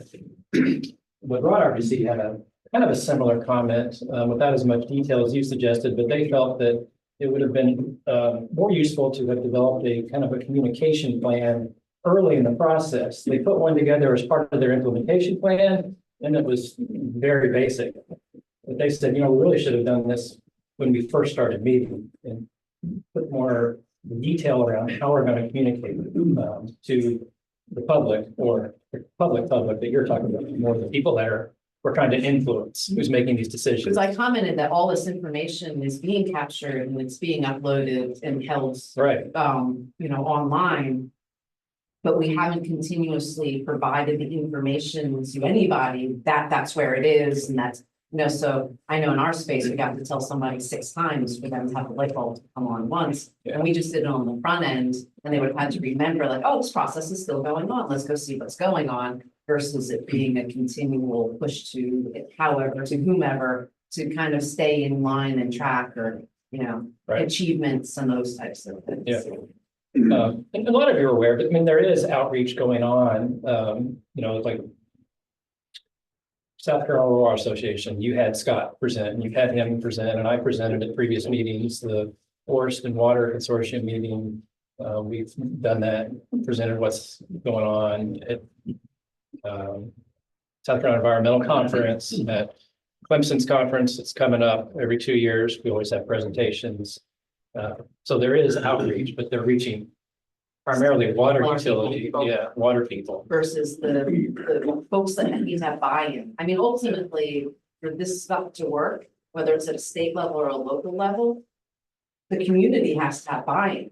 And we haven't been operating in a vacuum. However, you know, some might argue otherwise if they didn't actually participate. And then we get our recommendations and we put it out there and they go, whoa, wait a minute, this is zoning or whatever might come out of it. Yeah. And they were part of it and now they're just hearing it and they're just gonna say, yo, no, because they didn't have all the, you know, information that we had to get to that Right. recommendation. Part of the broad RBC's communication plan is to reach out to county boards. And they talked about doing that just with a real simple 1 or 2 page fact sheet and then trying to get on agendas and just having RBC chair or somebody say, hey, look, this plan's done, really quick overview, high level. But there's some things in there that we would ask of the county, like changes in land use ordinances to help limit sedimentation coming into reservoirs is one example, that type of thing. So, okay. Anything else out of your group? All right, that's good. Back row group, what you have, Katie? Presenting. The first thing that we talked about was specified public outreach, and Jill, I really like what you said about identifying the public that we want to reach, because there are tiers, and you know, when I think about public outreach, I think about the general public and people like my husband who don't give a rip about what I'm doing here. Not that he doesn't care about water, but like eyes glaze over when we start talking about this kind of stuff. So, you know, identifying what that public is and whether that is interested organizations like county councils or local legislators or, you know, other like-minded organizations that might have a vested interest in the outcome of this, but not necessarily engaging in this organization as a whole here. I think that is going to be really important to identify. That being said, we talked about, you know, certain types of public outreach, and that might not be the best place to talk about right now. But we did say that digital methods are going to be the most effective way to get information out.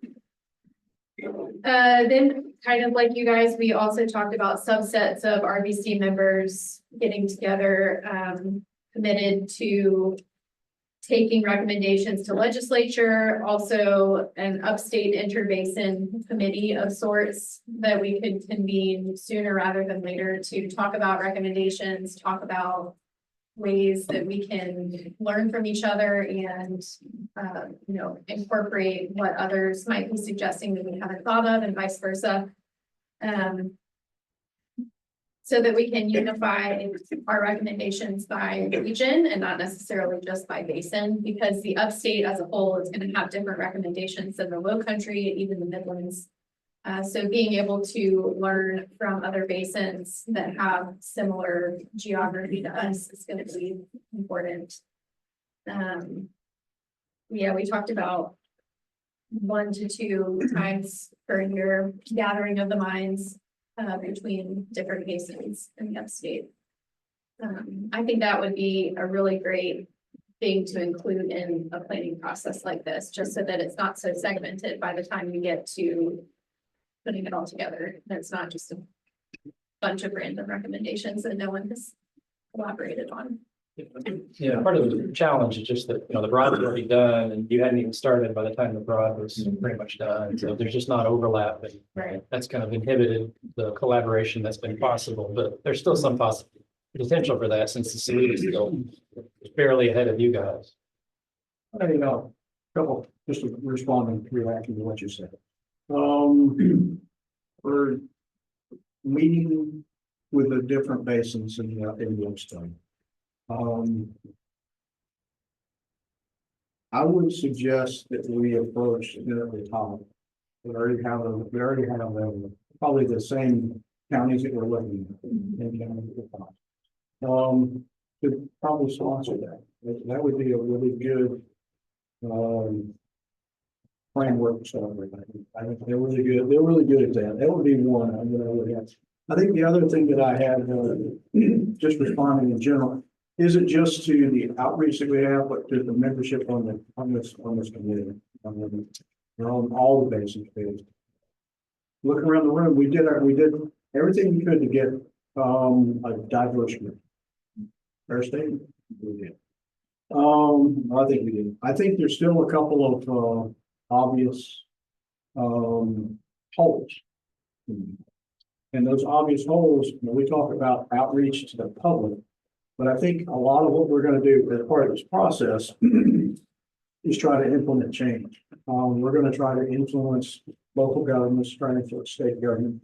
We've got ag, you know, so if they're able to get, you know, Farm Bureau and all on board, that is a powerful voice. The other powerful voice is the president of the room and all, we're talking about it. The really manufacturers lines. We don't have any large.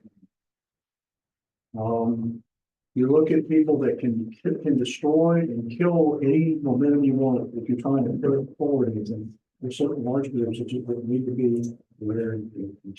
I just think that would be one that, when it comes to process, trying to recruit someone for each of the councils that from each of those core areas would be what I would be. I think we just adding one or two people. If you're able to do it. And then the other would be, we all sit around this room and we've got all these ideas. I think the one thing that's missing in this room, and can't believe I'm actually gonna say this, is actually having a politician in the room. Having someone that's elected, would be beneficial. Or we give different insights on how we accomplish some of what we're talking about.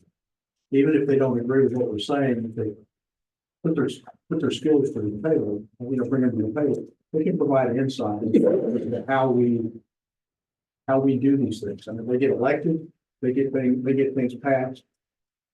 You know, whether it be ordinances or acts or whatever, I just think that that's the other group that I think would be nice to have some representation on this. I'm probably not focused on reaching out as much as I am the process itself. So is it just manufacturing and elected officials that you think? I put that out there as just the two that I think are missing. I mean, I just want to make sure I didn't miss them. I mean, if there's others, by all means, put them out there. If there's a group that we didn't know, I think we tried to identify those when we laid out the process. I know Ken did more than a yeoman's job of trying to recruit manufacturers for this group. It's not easy. They're busy running the major businesses, but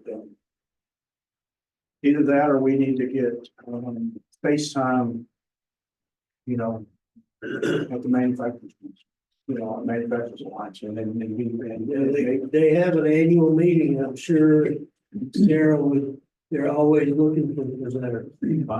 To me, that's a group we set up.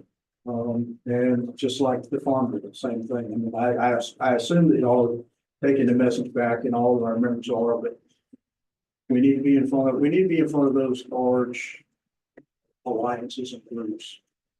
Because that's what's going to determine whether we can change a law, whether we can actually have an impact, whether our plan gets adopted rather than filed. Those are not the same. Well, like what you said, politicians, the legislature funded it. So if you had one in the room, okay, guys, ladies, is this what you want us to do? Are we just sitting here and gonna put it on like you say? Or we're gonna say, well, that was nice, but you know, in the back room, they say, we don't like this, kill it. And everybody that goes to Columbia knows that that's the way lots of great ideas go there and die because a powerful constituent says no. And I would like to not take on, but I would like to incorporate any opposition early so that we can work with it rather than just be something that we work for 2 years, make great recommendations and I'll die on the floor because they didn't hear the message. They didn't, like Jill said, they heard the word zoning. They heard the word tax. They heard the word regulation, whatever word that is their buzzword. You know, let them bring them to the table, bring a member to the table so that they're aware. And they have a chance to participate rather than kill. Well, and just going off of what you said, Scott, I think maybe we did this at the beginning and I just can't remember, but maybe a recommendation could be a more intensified audit of the group of people that accepted the position and gathered. To recognize who might be missing from the table, and then maybe again, halfway through the first year, once we've had a chance to discuss some things, say again, who is missing from this table, who can we recruit to the table? You know, for this area, it might be manufacturing, for low country, it might be something else, a different group of interested people. So I agree with the manufacturing comment, but just for process purposes, it might be a different group of people in a different area. Okay. And I know Scott is, when they've gotten their initial applicants in, when they saw that there've been holes, they tried to reach out and identify folks, and many times they've been successful in finding people to fill those holes. For the 8 existing categories we identified, elected officials was not really one of those. Manufacturing is kind of the industrial water user category. That is a category that's kind of sparse throughout all the RDCs. We have a few, and the few that we do have sometimes have a lower attendance because they're busy. I guess the point being that this group of people might have an idea of who can fill that vacancy. Yeah, I guess that speaks to recruitment. It's always nice if the RBCs can recruit to fill the vacancy rather than having to rely on now DES to reach out and find somebody. Scott, you have anything you want to add, or you've been in the weeds of trying to fill vacancies and? Yeah, I mean, I've called people, people, and sometimes I find somebody to respond to engage, but oftentimes I never hear back. And I reached out to many about trying to Okay, did y'all have any other planning process recommendations? No? Okay. Tom, before I go to this side of the table, is Tanya Bono? She is. Bonatatis. Yeah, Tanya Bonatatis. Thank you. Do you want to speak up and kind of give a summary of what your group talked about for planning process recommendations? I'd rather go around to the room and everybody try to say my last name. That was pretty You wouldn't like the result, sorry. It's not a big deal. I'm impressed. Anyways. Yeah. So we talked about 3 things. The first one is in the planning process. So a little bit of background. Ecological flows are very tied to the economic drivers of the lake. And I think that we still have not talked about what happens when we run these creeks dry, or the ecological components of that. And I hear at some point in time, we're going to talk about the fish, but it seems like if we're at a decision point already, that should have already been part of the conversation, specifically when we're talking about lakes that are very economically tied to the ability to fish and the creek. Anyway, so that's number one. The second one is sitting down with DES or submitting a letter or a relationship about what we want in the future. I think we are incredibly ripe for that conversation because we have a new agency that is now running this department. So things that we want to change, there needs to be a sit-down discussion with them. So if we come up with a letter, or if other groups come up with a letter, a joint one, that conversation needs to happen now before legislative session. And then the third one, I got to try to remember the third one was the grant and continuing to meet monthly, or not monthly, but quarterly. In Georgia, the grants are what implement the plan. And I have a question. I think that this plan, it's not codified in any way, and I don't think there's a plan for it to be codified, correct? Correct. And when you say codified, you mean? It's just a suggestion. I mean, it's just a group of suggestions. Right. So which is great, except somebody has to then implement those. So the grants program can be really good at helping get that done. And would probably not be a huge push if we figured out, actually, I don't know how much money they have in Georgia, but taking that to the legislature. So those are the three main things, but I have one question. Is there an ACCG or a county government group in South Carolina? Association of Counties. Yeah, Association of Counties. Yeah, so that might be a really good place for us to engage, because I think that isn't that all the commissioners go? I don't know. They go, all the commissioners are able to go to an annual conference plus periodic education and training. Do they do a state one or they do like NACO or? There's some council people that go to NACO, but there's the South Carolina Association of Councils. Their annual conference is in August. Yeah, in July, beginning of August. Association of Councils? Counties. Okay. And then is there like a Carl Instance Institute, or is there an institute that people like elected officials go to learn what they're being asked to do? So there is, it's not effective. I didn't say that. Everybody in Apple graduated from that county institute. Yeah, Leave it there. there was just some chuckles, Tanya, so I don't know that there's a good answer to that one. The minutes say. All right, I got it. Well, if there is something, that might be a good place to take, just any place where we're engaging with these elected officials up front, to give them an idea that this is something they should even think about, because it doesn't seem to me like the average elected official thinks at all about water, except how to, like, maybe how to use it, but not in any complex way. Okay, There's also a municipal association.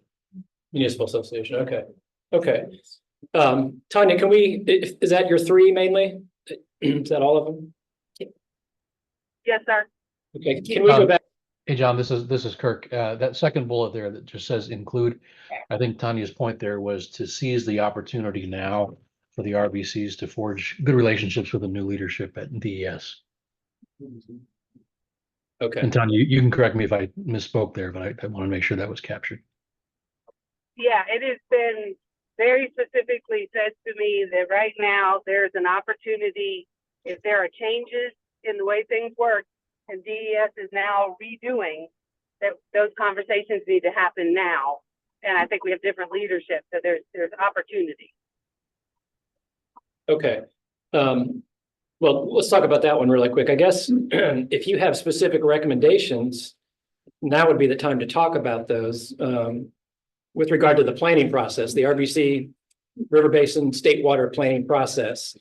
Your recommendation could be, yes, to have a dialogue right now as DES is newly formed. And you can also decide what recommendations do you want to put forth to DES, given that they're newly formed. And that's what we want to talk about now.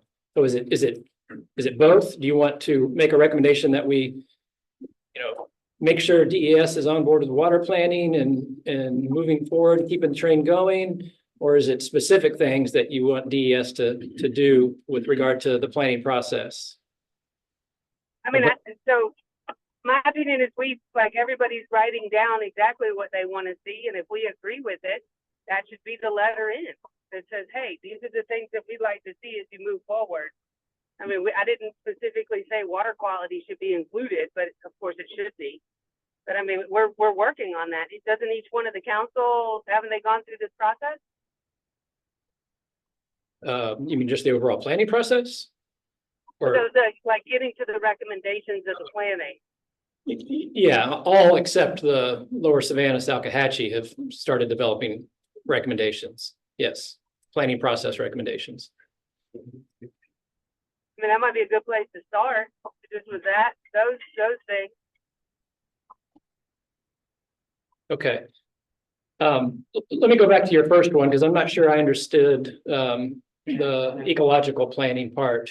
To date, we've had Dr. Bauer and Dr. Peoples do their analysis, which is very limited in this basin. You know, it's only focused on wadable streams, so not the main stem, Savannah, not the reservoirs.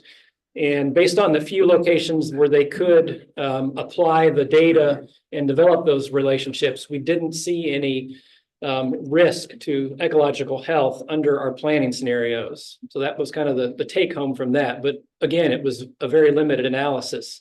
Are you suggesting that there's more analysis be done, especially on the lakes and the main stem with regard to impacts of increasing water withdrawals on ecology? Is that what your suggestion is, or? Yeah, so that ecological modeling, has it been built into the models that we're reviewing? Well, it was not part of the SWAM modeling directly, because that's just looking at quantities, right? But the SWAM modeling informs the ecological flow relationships that Dr. Bauer and Dr. Peoples developed.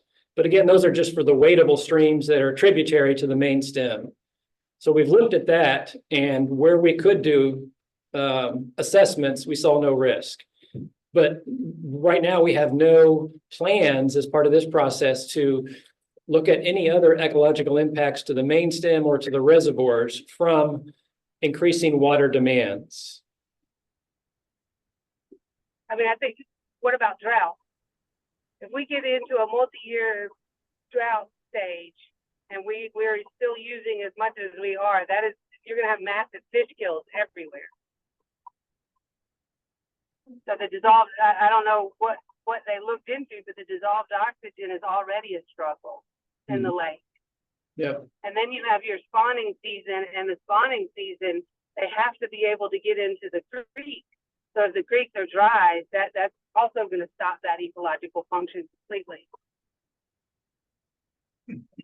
So, and I'm just talking out loud, I think that probably is just more of a reflection then of how the Army Corps operates the system. I'm trying to figure out what our planning process recommendation here is. I guess, are you suggesting that because of your concern about drought's impacts to ecology, we need to have a more rigorous analysis as part of this river basin planning that looks at impacts to ecology during droughts? That wasn't something that was really contemplated, I don't think, but is that what your suggestion is? I guess so. My fear is that we're going to come up with a plan having not thought at all about the dissolved oxygen that is critical for the survival of our species, and that we're going to come up with a plan that is absolutely not going to work. So I don't know how to recommend that we don't do that.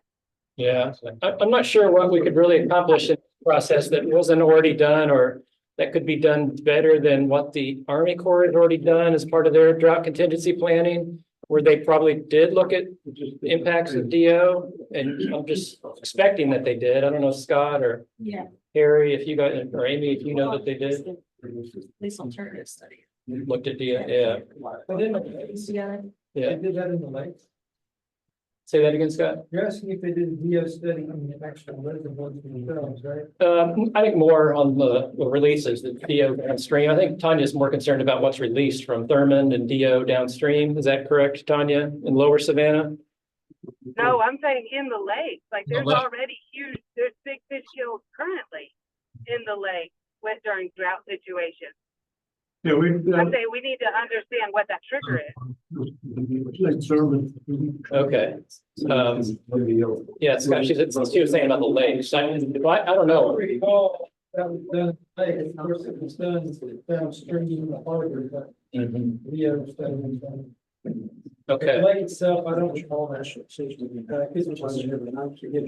Okay, Scott's at the back of the room. You might not have heard that, Tanya, but he said he didn't recall if the Army Corps has done any evaluation of DO impacts in the lakes as part of the drought contingency planning. But the COP2 study, yeah. Okay. So I think I understand now, Tanya, what you're getting at. You're suggesting that that's important and that as a recommendation that should be considered by the RBC. We should figure out how to study impacts of drought on fish kills because of low DO, especially in the reservoirs, correct? Yeah, yeah, I would say in an impoundment, yeah. Okay, in an impoundment, okay. Got that. Study, okay, sorry. Just, yeah, study impacts of drought and reduction in DO on impoundments, impact to ecology, something like that. Well, yeah, it is a little bit of a technical recommendation, but I guess in the context of how Tanya's suggesting that she thinks it's should be part of the planning process, and right now, we haven't considered a way to look at. And reality, that's kind of a water quality issue, I guess. Which we're not, we're not tackling during this first 2-year planning phase, but it is potentially something we could tackle after the original plan comes out. Okay. Okay, impacts of drought on fish kills due to DO. Yeah. Okay. Okay, and Tanya, the second one you mentioned, which I think Kirk was trying to clarify a little bit. Let's see, it had to do with the grants, was that right? The DES, the coordinating. Oh, coordinate, okay, we talked about that a little bit, yeah. The last one was grant programs, okay. And meeting quarterly, okay. Okay, thank you, Tanya. Anything else from your group? Are there group members or Kirk that we missed? No, I think Tony did a nice job summarizing what we talked about. Okay, thanks. So continue to meet quarterly after the plan's final. Yeah, that's kind of the intent anyway, yeah. Okay, this side of the table, last but not least, who's your spokesperson? Scott's pointing up this side of the. So I think we talked about kind of like, you talked about earlier, was harmonizing, the individual basin, river basin committee suggestions through the state plan. We also talked about having appropriate and fully, and mentioned this about having the manufacturers, some of the manufacturing lots on here, but, appropriately and fully, appointing the committee. Keeping it that forward. I think tied to making sure that the committees remain fully staffed or allocated or whatever it is. And it ties back into both the meetings and ties into a lot of other things. And it even ties into one of the things Tanya had mentioned earlier, is that these planning horizons tend to be, they're originally intended to be 5-year cycles. Obviously, where we are 9 years, I don't understand.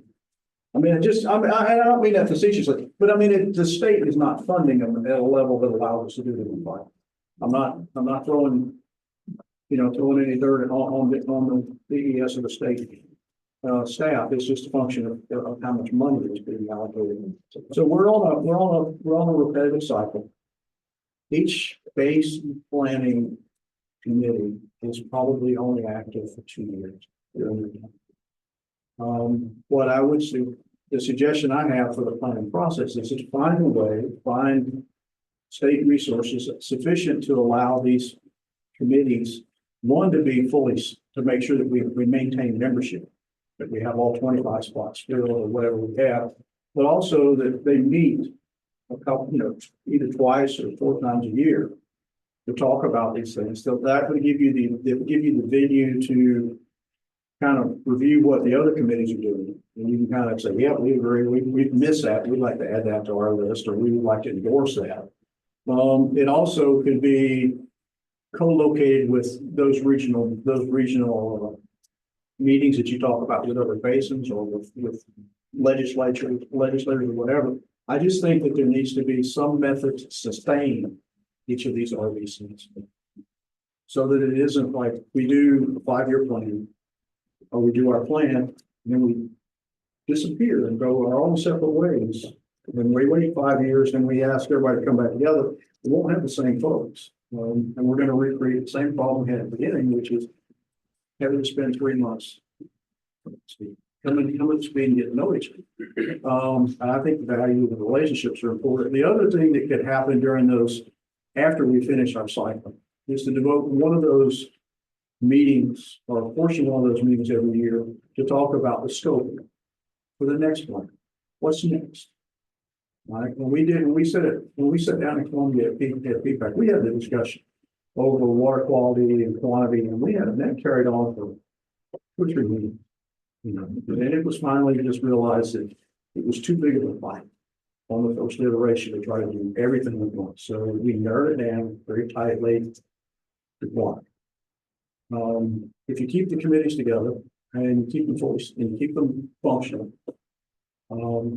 Each committee is involved in scoping what are we all want to include in the next iteration. I think it's a valuable component, and if it is quality or if it's ecological impact, so be it. But let's just keep the process moving rather than spit and stars. Anything else you read? I was thinking, like, we talked a little bit about having the state understand the funding requirement and like the value is in the consistency of the members of the group, but also the value from getting the relationships. So that way to keep funding the communities, that they can meet and keep from moving on and developing the skill for the next time. Okay. So basically, you're just suggesting a recommendation centered on the state continuing to keep funding the process so that RBCs can meet twice a year, 4 times a year, and keep the process moving in between plan updates. Keep the momentum. Provides probably good opportunities for messaging points too, to your outreach. So just don't let it die. Okay. Anything else?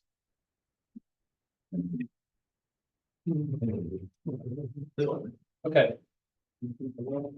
Actually, I'm just gonna give a nod to Jeff, because I know you're having a hard time capturing, what it was, and you used the words harmonizing. I'm not sure of that, but it worked. I said reconciling, which I don't think quite means it, but harmonizing our River Basin Council's recommendations and a strategy to provide that the movement from the River Basin Council onto the state water plan.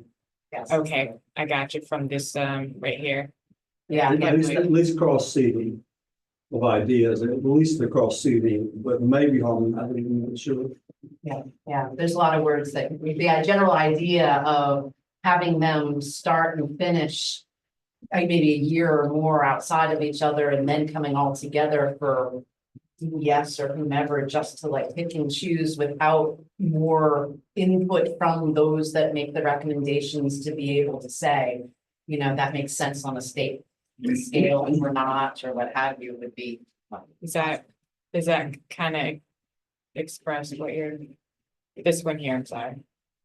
Harmonizing the RBC recommendations with the state water plan. Yeah, there's a lot of suggestions. I think the statement of harmonizing might not actually happen, but yeah, the movement there of the transfer of information from the individual RBCs into the overall document and which recommendations make that type of thing, because that's going to make a big difference in what's handled on a state level and get resources, and what we need to decide is still important to us on a local level, and we're going to have to find our own resources and means. Okay. Really prioritizing to eventually you're gonna come down, the legislature is gonna fund everything, so. If you could harmonize and prioritize, at least to know what you want to really hold on to. Yeah, harmonize, prioritize. Yeah. Harmonize, prioritize. All right. So we have a good list. We're gonna go through the list, and looking at those bullets, there's a number of them I think could be consolidated into a recommendation. Before we go through that list and consolidate, any other planning process recommendations that you think that you thought of that haven't been mentioned, you just come to mind?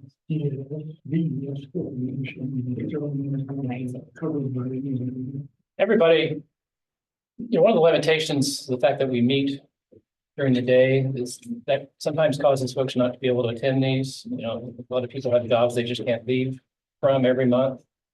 There's not really a good way around that, because it's hard to move the meetings to the evenings, especially when they're 4 or 5 hour meetings. And then you're getting into people's free time. But is there any recommendations you want to make around the meetings themselves? Or do you think it's about as good as it can be regard to the timing of the meetings, the location of the meetings, how frequently you meet? In the context of just trying to maintain adequate attendance at the meetings. Y'all done a pretty good job. Most of the RBCs have done a pretty good job keeping attendance up. This is you allow the opportunity on the front end for us to develop that Yeah, among ourselves. Yeah. So like, it's kind of like, hey, we said we can make this so Right. once it starts process, once the process started, it's, we're all in versus you as prescribing it on the front end. And I've made it more manageable. okay, good. All right. Just want to make sure that, over the span of a year or so, sometimes things change and people may decide, yeah, this isn't working that well. Can we think about again where we meet or how often we meet or whatever? All right. The idea of the alternates seems to be working for Billy and me pretty well. If he can't make it, I can. and vice Yeah, versa. yeah. This group especially Have a backup. makes for good, everybody is- good use of the alternates, right? Yeah. Okay, so let's go back to the top of the list. This is your first page, or go This here, is the second. go to the yeah. first page.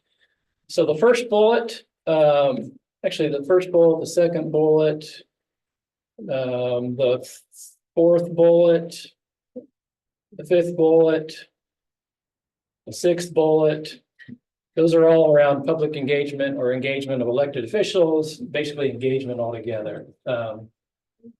Seems like those could all be potentially consolidated into one recommendation. And we can take a stab at writing up that recommendation for you to react to. I just want to make sure that everybody agrees with those bullet points and kind of that comprehensive. We need a way to increase engagement. So that it's just not 24, 25 people in the room putting together a plan that then gets published and put on a shelf. That we're influence the folks that are making decisions based on this Yeah. plan, and we're doing that throughout the process. Is that something you all kind of agree with? That part of the process needs to be improved. You need to be able to increase engagement. That's something you agree with? John, I think you lose a little bit by just lumping it as one big increase in engagement. Yep. I think you lose a lot of the specificity that we talked about. It was needed, not just say increase engagement. If you say that, then everybody starts right back over. Yeah, no, I think we'll use those specific Okay. examples you've given us. I guess what I'm saying is I'll put it into one overall category, but we'll explain that, within that, here's some specific recommendations, how to increase engagement. Whatever, coordinate and collaborate with AWWA, whatever water agencies, and then we'll have a little discussion of that. So we'll try to keep each one of those specific ideas. Okay. We get down right at the bottom here into kind of a recruitment. We start talking about recruitment into the next page too, I think. Well. Yeah, Okay. there was a, So go back up. So move all the engagement ones together, just so, or highlight them maybe. That'd be the easiest thing. The ones that are engagement related, make them all yellow or something. Harmonize. The third one, I think that's kind of separate, because it has to do with state water plan Yeah. recommendations. So let's talk about that one next. And so Jill, this is one you brought up. What I guess what would be the specific recommendation? Do you want to propose a way for all the RBC recommendations to be formally considered and adopted as part of the state water plan? Is that your recommendation? Do you want, or do you just want to make sure The that process, happens? no, that's not a process, that's just the recommendation that I believe that it should happen, and that shouldn't happen in a vacuum. The last thing I would want to see is just all these reports in their paper format being slapped down in front of. I've got great confidence in Scott, so I won't use him as an example because he's part of all of this, so sees the whole overall. But when it comes down to it, if it's just based on writing, and like I said, the early, and this is a couple of things, because once again, the early folks that got done, that if we're the last, we get the benefit of all of their knowledge and information and their ideas. Yep. If you're the first, if you didn't think of it, it can't be incorporated in if they're already final. Your original thing was, well, they can do it in the update 5 years later, which might be 10 years later, depending on how this actually rolls out. So I think a process in between to allow all of the groups to come together. We've all kind of looked at their final reports, you know, but to sit down and just maybe carve out the recommendations, talk about why it does or does not apply on a more regional and or state level. So I guess what you're suggesting is once all the RBCs are done, you think the RBCs or a subcommittee from each or representative from each, maybe the chairs from each should get together and say, let's look at let's look at all of our recommendations and let's identify for DES who's going to take the lead in putting the state water plan together, the ones that we think are important. We're kickstarting the process for them. Is that kind of what you're suggesting? Or be part of Or be part of the process, yeah. Be at the table when they're compiling them and considering which ones they want to put forward. So that if you weren't part, if yours one was done early and another recommendation would apply, but your report's already finalized, there's no opportunity to make that statement. Yeah, okay, now, It's more process question for the state water plan. Is the plan to distribute the draft back to the RBCs?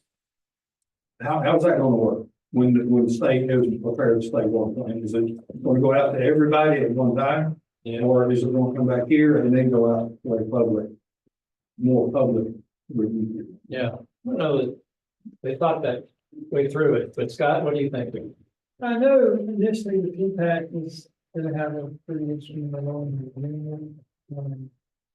and as far as RBC, I think that's a good idea. I think that's something you can incorporate if I should incorporate. I think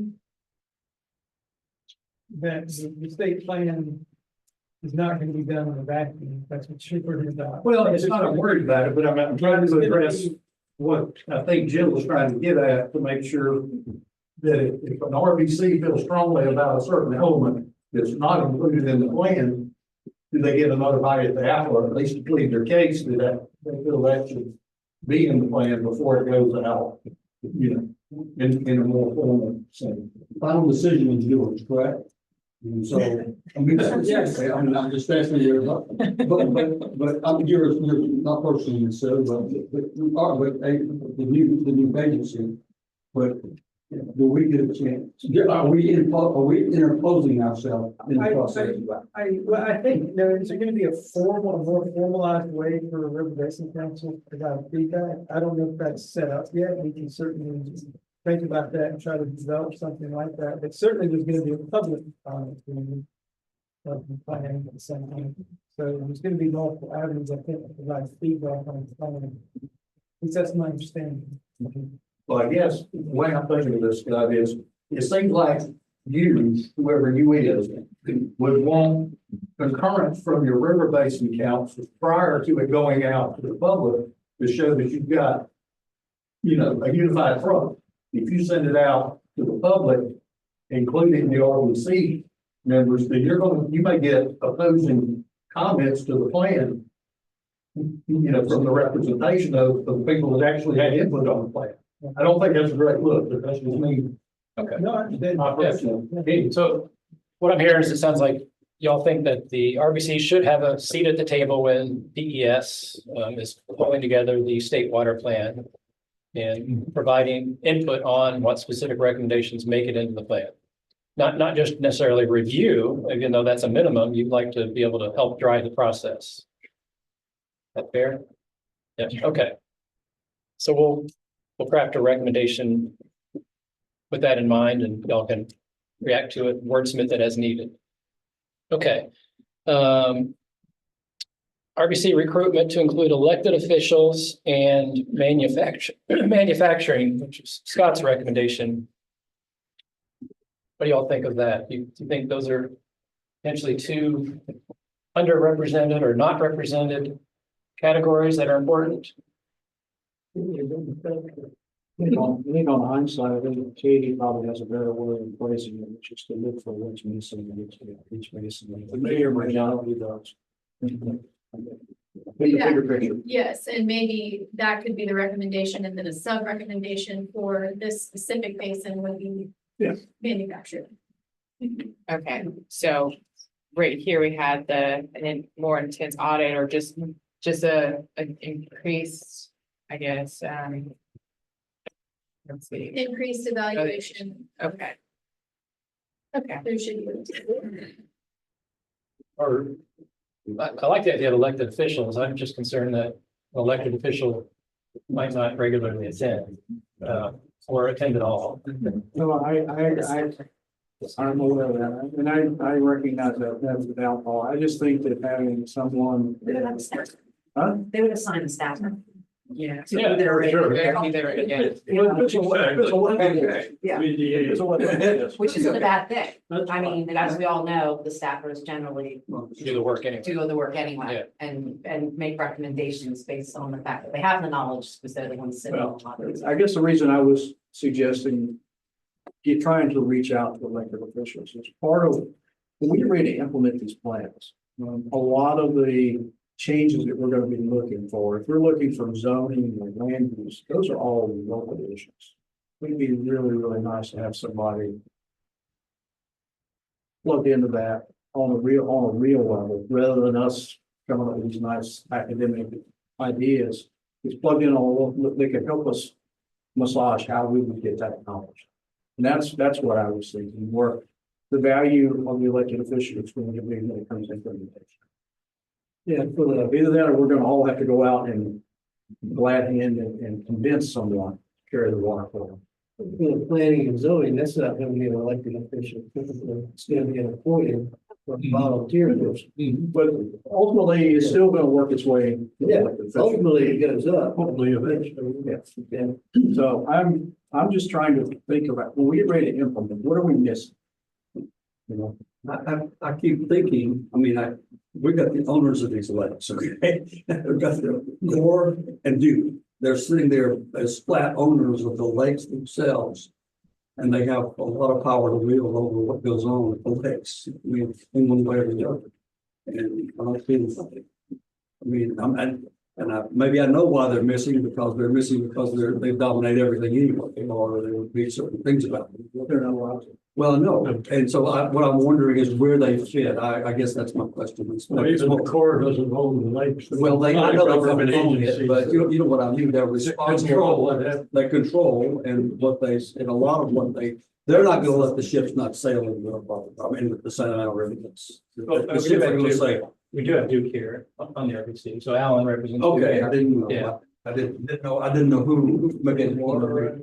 Yeah, but I see your point, yeah. No, I'm just worried about just the representation and the amount of representation there. The Lower Savannah Sockhatchee has reached out to Senator Young, Tom Young from Aikens. That sounds familiar. Yeah.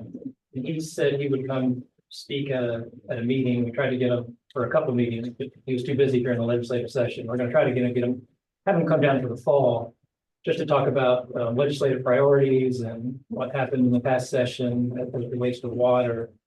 And he was more willing to do that. It was just a matter of finding the time to do that. But you mentioned maybe it's important to get them involved during implementation. Would it be useful to have someone from the legislature or representative of this area involved in the discussion, which may happen in August or September, as we put our implementation plan together? Would that be worthwhile to have somebody there that helps with implementation, that said, yeah, I like what you're talking about, but you're never going to get that implemented, or here's how you go about getting that implemented.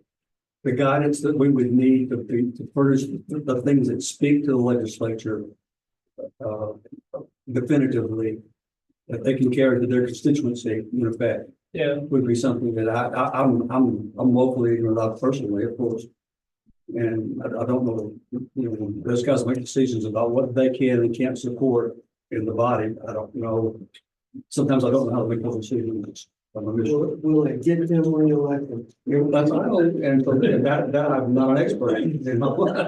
Just a real. Be productive, you have to have specific tasks of a politician to make it. You can't just say, give you some guidance, so that's what I'm gonna give you the guidance. Exactly. So I'm gonna ask a question, and that's what we would go with. Add your. As it was put to me in a meeting last week, what the legislature has an appetite for. That's a nice way to say it. But I'm reading here, like, what we're talking about is good. I'm just looking here, Jill, you brought up the budget proviso. Okay, this was on the chamber website, one sentence.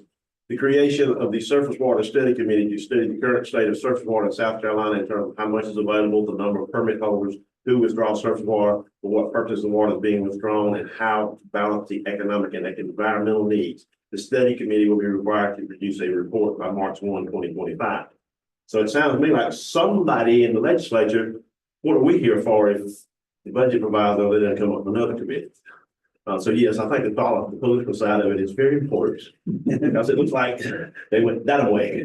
So that's pretty much our marketing work right there, right? The budget proviso in June, now whether it made it through all the way through the budget, I'm not sure. But yeah, it sounds to me like you got legislators with agendas. Who is the sponsor? I don't know, I ain't been able to dig that out. You know more about this stuff. Yeah, Tanya, you had your hand up. Did you want to chime in? Yeah, just about the elected officials. I 100% agree that we need to have some incorporated.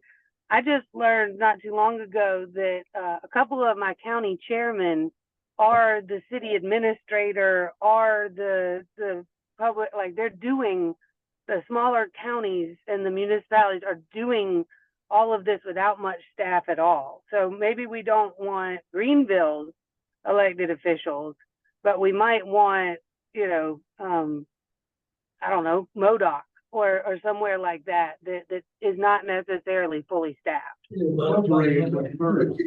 Yeah, yeah, that's true. In Georgia, we haven't had to beg some of those smaller county officials to attend and to cooperate and to lend some input on how to get some things done, you know, for the smaller counties. So that's true. Okay. Okay, let's see, we've been talking about, we kind of ventured off recruitment to include elected officials, manufacturing, and Scott made the suggestion, maybe we generalize that more based on what Katie was suggesting. So we'll try to craft up a recommendation that just discusses an initial review and continuing to review the makeup of the RBCs to ensure that in each basin there's adequate representation, and it may be basin specific. I think we need to include at least having manufacturing represented in the upper Savannah River Basin. Right. I don't know how we capture that in this whole piece, but I don't remember, Tom or Scott, I don't remember if you, who represents industrial water users in this basin? On the council, you know. I mean, you're economic development, so I guess that there's overlap there. That's it. That's what I'm saying. Yeah. the big one. What you said? The big one usually, the one I would recommend if we try to get somebody would be First Water. They're probably the largest user by far. From the upper side of the basin. I'm just suggesting that, nothing is marked, you're in quantity. What's the biggest word you're using? Oh, right. Oh, yeah. Harry. I'm looking at somebody that uses millions of gallons. Not beyond. Right. Yeah, we got Cole Rogers usually here, but he's with construction and development, business necessarily represent manufacturing. Yeah, yeah, okay. All right, what about page? Tanya wants to say one more. Oh, yeah, go ahead, Tanya.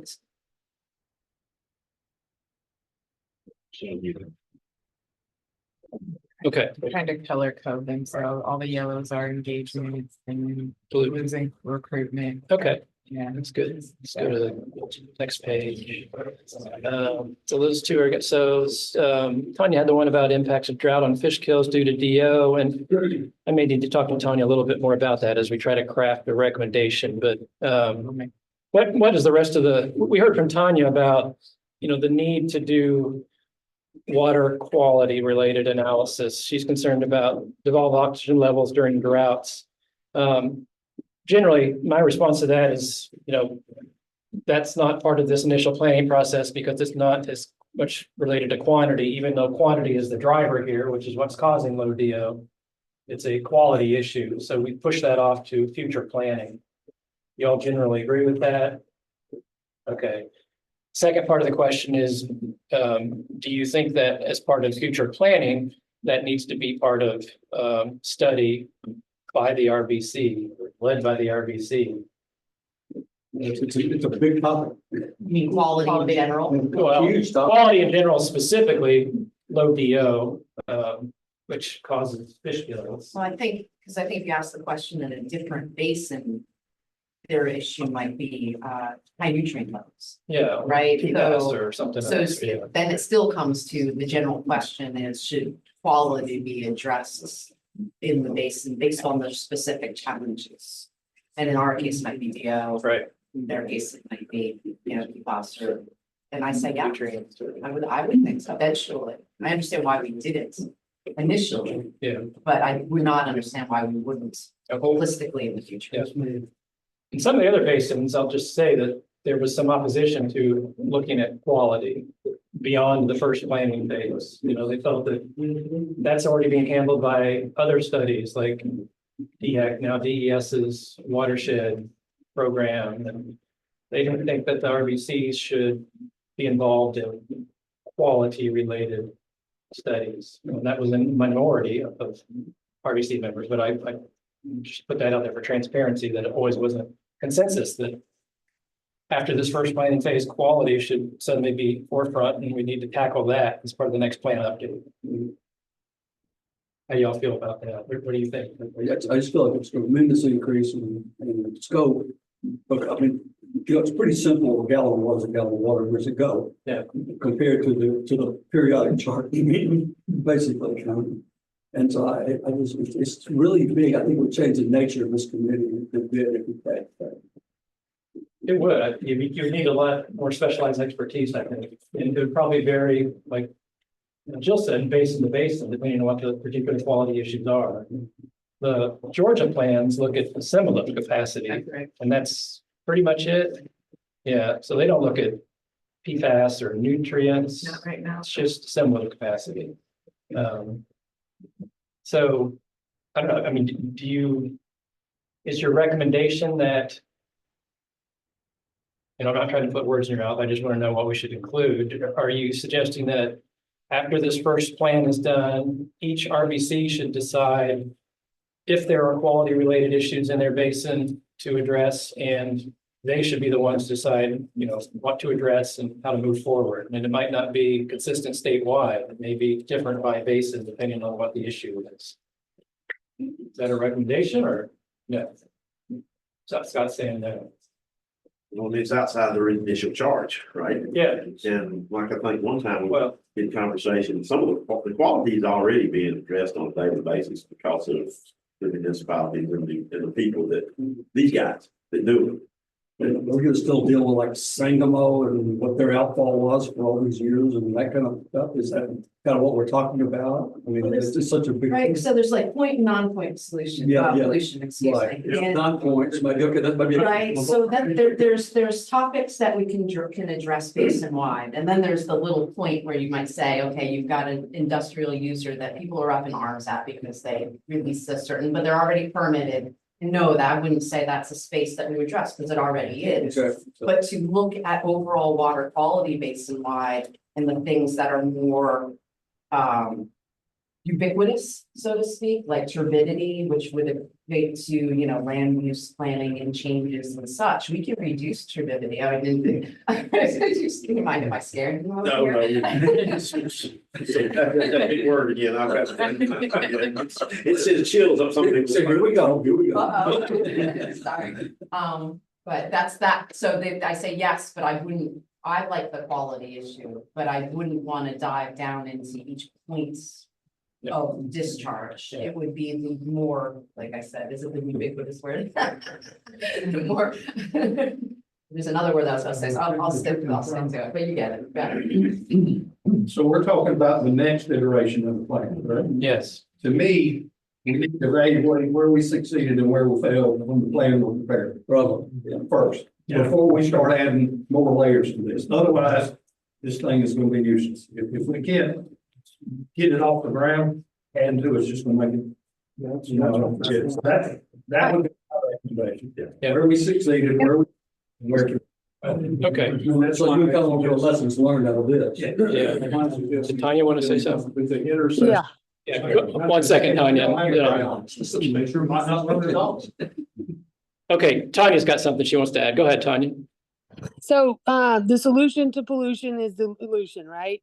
So I think that if you, one, I've never had the agency tell me at all that water quality wasn't in the plan. It was just the next step. And so if that, I would like to know very clearly, because that might change how I move this next legislative session. But my goal, my thought, and the feedback I've always gotten is the next step is water quality. So I would love, it doesn't have to happen now, but I'd like clarity on that.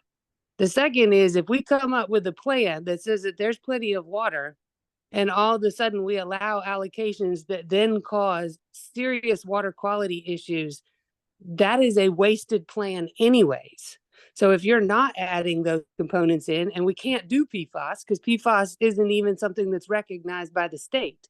There's only very few parameters of water quality that they'll even consider. So I don't, I don't even think phosphorus and nitrogen are in those.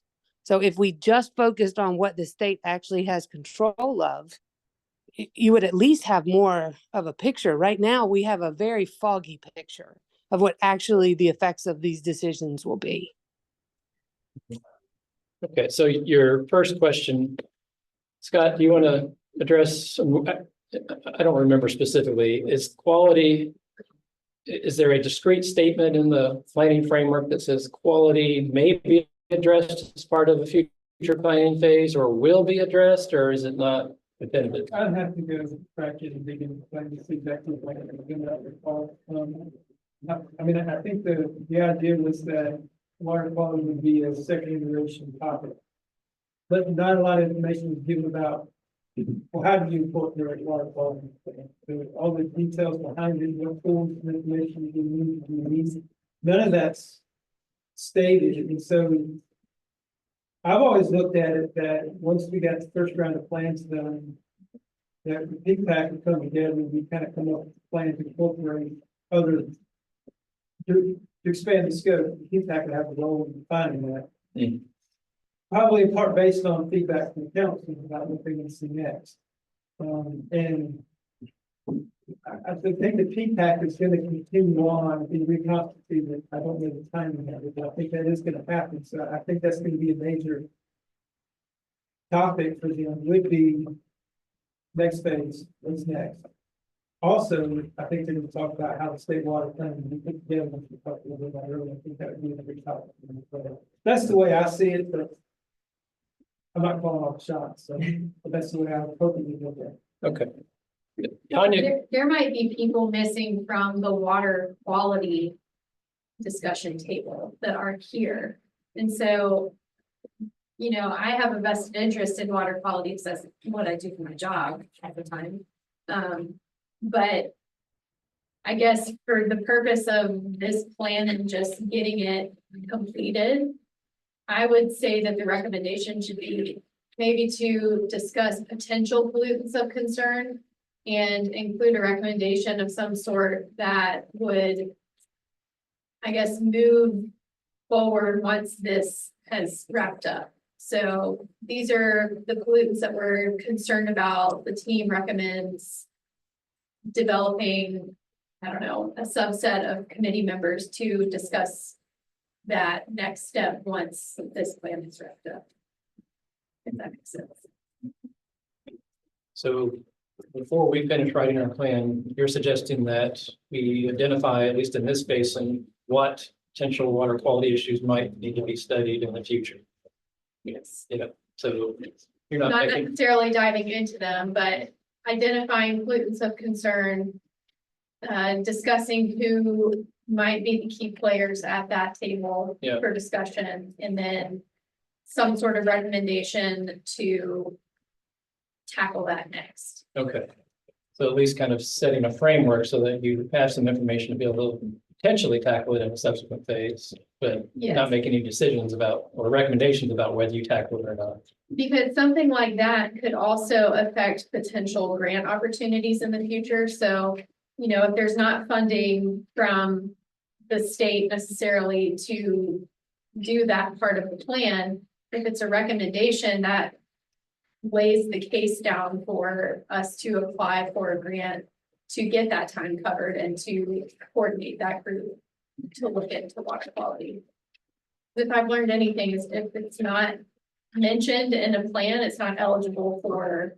Yeah, and that's the point Tanya keeps reminding us of too, that we want to make sure we mention these things to potentially improve our eligibility for funding. Okay. Actually, can we so Alan, you had a suggestion too, that, you know, we should be doing an assessment of what went right with this plan and what, do you want to make that as a planning process recommendation? Sure. Okay. It's all a lot of people not in agreement with. That's why I'm coming back to it, because I didn't hear anybody say, that's a stupid idea. I heard the opposite, to capture that, yeah, evaluate effect, perfect. Just to be perfectly clear, does everybody agree that would be useful? Any suggestions on how that might be done? Or who would do that? Or when would that occur? When we talk about evaluate the effectiveness of a plan, I think the only way you're gonna be able to do that probably needs to be like step one of the next planning cycle, not step 9 of this one. If that makes any sense. Yeah. That's easily project managers got to go. You gotta go through the implementation. When we talked about during that off cycle, doing the scoping, which would give you those things, if you're the idea of putting it in the plan so that you can get grant funding, I hadn't thought of that. So I do appreciate that. But I do think that I would have assumed that would have been a part of the process. I mean, part of what we started out here was to identify, when we sat down in a feedback meeting the first time, we started talking about what worked and what was done well in the 2004 water plan. I think that's the last one we saw. I think it's 2000. We recognized what was in it and what wasn't in it and what, and I think we came to the conclusion that it was a nice compendium, but it was not fun. I think that was the general statement that came out of that group. And I would assume that same magnifying glass would be applied to these plans, when they get ready to do the next iteration, when we do the scoping for the next plan. That it would be what worked, what didn't work, how do we mess up, how can we do better? But maybe to get to your point, as opposed to getting to the point where it's under review, what we're maybe coming up with recommendations or guidelines on what should be evaluated to determine whether it's worked or not, I guess. And then that way, the data can be collected by the time you meet in the 50 or 10 or whatever it is. And you've got the information already at hand. Develop measures of success. Yeah, do we have metrics at all? So, yeah, I should have mentioned this before. We do. So we developed planning process metrics early on, and we talked about planning process metrics versus progress metrics, and the planning frameworks defines them. The progress metrics, we said, we're not going to do those until the end. And the progress metrics are what we can use to gauge the effectiveness primarily of our implementation efforts. So I should have mentioned that before. I kind of forgot about it, but we do have that process in place, which is those progress metrics that we're going to develop. And so far, they've been consistent. The Edisto and the Broad develop very consistent progress metrics because they're kind of general, but they're applicable. We'll use those to gauge the effectiveness of the implementation plan. The implementation plan has specific actions and strategies that we can say, yeah, we did this within the time frame that we said, or we didn't do this. So that's another way to basically say, so, yeah, we got this done, but we didn't do this, this, and this, so we're batting at 50%. I'm thinking more of the actions of the plan. And did those actions work? Like, it's conservation measures or what the heck ever. Is that part of what you're describing? the actions of the plan. Yeah, I mean, I'm so. Implementation or post? Like, Pre-implementation No, I don't- or post? I thought the code, after, Yeah. we've got a plan that says, here are the recommendations to do in the event we have drought X. Did these get implemented? Were they complied with to the extent compliance can be measured? Did they work? And if they didn't, if nobody complied with item A, well, that's a pointless measure or measure. If 100% complied with B, then obviously that one could be kept. Or maybe A needs to be significantly. That's what I'm trying to figure out. Okay, Is this plan meeting the real goal? yeah. That's what I know. So like, what about the example of where we're encouraging utilities to update their drought management plans? You know, we can look at that every year from here through the next 5 years to see how many of the 10 utilities in the basin have actually updated their plans since 2003. And if 80% of them did, we could say, hey, we were somewhat effective along with the climate office who's doing a lot more outreach and Jill's group, you know, to get folks to update these plans. Is that an example? Yeah, Okay. that's good. Okay. Okay. So let's talk more about that when we develop our progress metrics near one of our final meetings. Make sure we've got a way to measure effectiveness of the plan. Okay. How are we doing on time? Yeah. Yeah. Let's see, discuss coordinated discussion for DS and their objectives.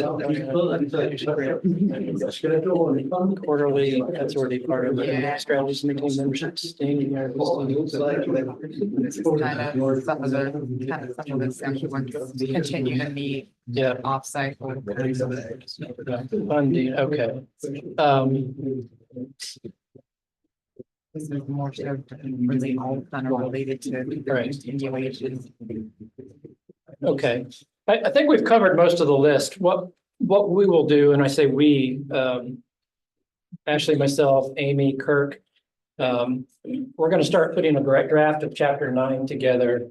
We'll start with the planning process recommendations that we talked about today, but we still have technical and then regulatory, legislative, and policy recommendations to get through. And we'll jump right into those at the next meeting. So your homework for the next meeting is to think first about technical recommendations. And again, use the broad and episode that I've sent out twice now as kind of a guide. Tanya's, over the course of our meetings, has given, I think, a few technical recommendations that we probably want to discuss. But come prepared to talk and discuss about those so we can narrow that list down. And then the last one's the one that takes, at least it's taken the most discussion in the Edisto. It didn't take a lot of discussion in the broad. We're just getting to that in the Saluda now is policy, legislative, regulatory. And that's where we want to get your feedback on the current surface water law and regulation and see if we can come to some kind of consensus on that. A good way to do that is to look at what the Edisto and the broad came up with already, and the PD, has the PD done that? Not. I don't know if I see a draft of chapter 9. It's what we're doing today, but we've kind of been waiting for that groundwater, Yeah. before we proceed. Would it, it was a long time ago, like a year ago, where we heard from Leanne and Joe and DES about here's what our surface water law is and our surface water regulations. The water utility folks know that stuff pretty well, but do y'all remember that? I mean, we had some good discussions around it. Do you need a refresher on that before we get into the discussion of recommendations related to those? Probably. Sounds like a good idea. Okay. What do you guys think about maybe doing a refresher of Leanne's presentation That would probably be next meeting. next meeting? Yeah. And my question, at the last meeting, we discussed whether or not we were going to hold the next meeting. Oh, yeah. Right, yeah, we Yeah. did. Okay. Right. You guys didn't want the last one. Yeah. Like I said, we didn't take the hint. Yeah. All right. Show of hands, who would like to continue momentum and meet in August? The reason I said it that way is because that's what you said. Take July off. Right, you guys want the minutes line about. We didn't take. Not meet in August. That's now. Sounds good. Anyone not meeting in August? The only one meeting in July, the only one meeting in July. Yes, you're the only one meeting in July, you'd be the only one not meeting in August. Yeah, how are we doing, by the way? Are we okay? Are we on schedule? You're fine with schedule, yeah. We're doing good? Okay. Yeah. What is your looking at? What do you think the end date is? So we'll need probably a meeting and a half to finish the discussion on recommendations. We're gonna start giving you draft chapters to review, within the next month. We've got 2 chapters that are ready to start to review. And then we're gonna be rolling out more over the next 4 or 5 months. Those chapter reviews and the discussion around the chapters don't take up much meeting time. We just get your comments in, we consolidate them into a big comment log, we try to address them, and then we've spent some time over the span of about 2 meetings just going through and making sure everybody is comfortable with how we address them. That doesn't take a lot of time, at least it hasn't so far. But that'll take up a meeting or 2. So the next meeting will be recommendations that may go into the another meeting. Then we'll start working on implementation plan. The implementation plan will probably only take 1 or 2 meetings. And then we'll have another meeting to review the whole draft plan and talk about edits that we've made to individual chapters based on your feedback. That's 5. So we're 5 or 6 meetings away, probably, from having a draft plan ready to go to the public. So that would be end of the year, maybe January. Probably March, April. That means March. After you go through comment and review. All right, as a matter of practice, just looking ahead, you talked about, you want to take July out. Y'all had, in your previous meetings, have y'all suggested December? Made a suggestion for December. That's usually the other month that people. Yeah, and we've met usually in December, especially when the other teams meet early in the month. Okay. And you guys meet second week of the month. Saluda took off last December. Yeah, Saluda took off, but that was like right before Christmas. I didn't know if you're trying to keep them. If you have some skipping the month, you just take the month. No, I'm trying to be respectful of the folks that are staffing. No, appreciate that, but we can make it work. Whatever works best. Yeah, it's more whatever works for you guys, so we can make anything work. So you all, okay, show of hands, who wants to skip August? Okay, I'd say that's a new. yeah. All right. Come down with some result. I already Right. drafted it out. We got me in December, don't we gotta have a Christmas party? We just needed to capture John, the look on John's face. No, I'm happy.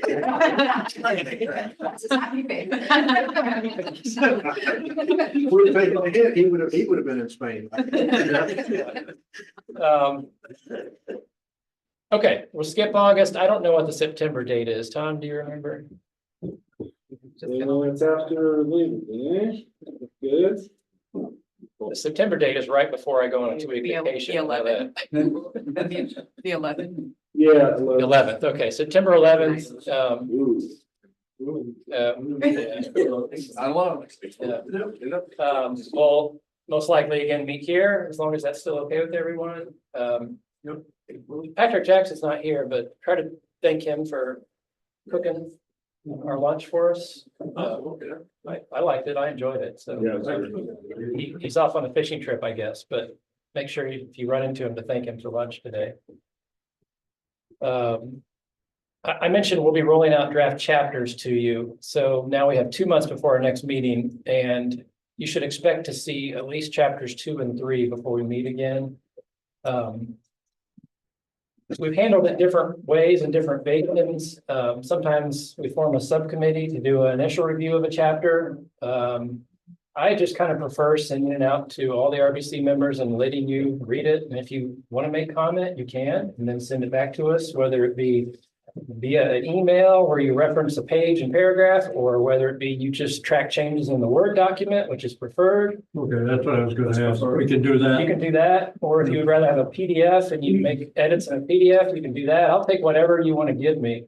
But I would encourage you just to take a Word document and do track changes, because that's the easiest thing for us to do. Just insert comments. Insert comments, exactly. But you want wording, you want actual wording. So you want actual wording changes. Is what I'm hearing. Yes, yes. In fact, I prefer if you have a suggested wording change, you do that rather than just putting a comment. Because then I know specifically what you're looking for. So I would encourage you to do actual wording suggestions. Or if you think something can be rewritten better, like one of the recommendations we just talked about that you proposed, if we've done poor job of explaining what you were recommending, feel free to cross it out and say, here's what I really meant. What we do is create an Excel log of all the comments that can be filtered by the commenter and the chapter.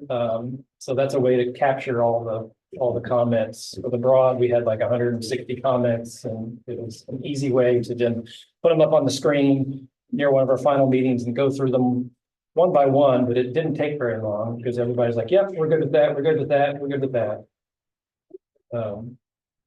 That sound okay? Yep. You're comfortable not doing subcommittees for each chapter and, you know, just looking at it all? Yes, okay, good. That's what the plan would be. Jill? Is Tanya still on the phone? She did not, she had to run about 10 minutes, 12 Okay. minutes. So I'll save this, but on page 15 of the water quality, the planning framework addresses the quantity versus quality in the last sentence. You want me to read it real quick? What the last sentence says? Says the river basin plans described in this document are intended to focus on water quantity issues. Water quality concerns, however, may be highlighted when appropriate in river basin plan. Water quality considerations will be more fully developed in later iterations of the river basin plans. Okay, well, that's kind of consistent with what Katie was suggesting, is where we have the opportunity now to say, hey, we think low DO in the reservoirs is a potential issue that we might want to look at later on, right? Tanya referenced something about a list of things that the state considers more carefully than the whole myriad of things that are available. And so it's apparently a short list that we could actually get somewhere that. It might have been Tanya She's just talking about the 303D list. I don't know what she's talking I about. would assume Probably. it has to do with, you know, the laws and regulations that the state has control over, Yeah. like certain pollutants and others that. Okay. But if it's a short list, I don't know, it might be a good place to start. Okay, well, yeah, so we summarized that in chapter 2. I mean, we have just a table and a short discussion about here are the 303B listed streams and water bodies in the basin. And it's always just because of nutrients or turbidity or E. coli. Okay. But Current yeah, TMD also. Maybe DMDLs, but like PFAS is not on there. I mean, they don't. Yeah, Could be anywhere, yeah. yeah. DO is though, right? Yeah, DO you can't can do be- compared to yeah. DO. Yeah, okay. pH. So actually, so that section in chapter 2 where we talk about impaired waters and surface and groundwater issues, in this basin, there should be surface water issues. That's where we will identify specific things like DO in lakes during droughts resulting in fish kills. So when you read the draft of chapter 2, we may need to augment it a little bit based on feedback from Tanya and others. I think it just talks about who's on the. Okay. Okay. Leader, that's it. Yeah, I updated it. All right.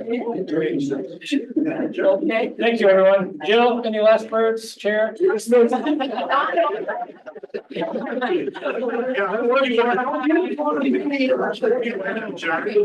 Yeah, that's good.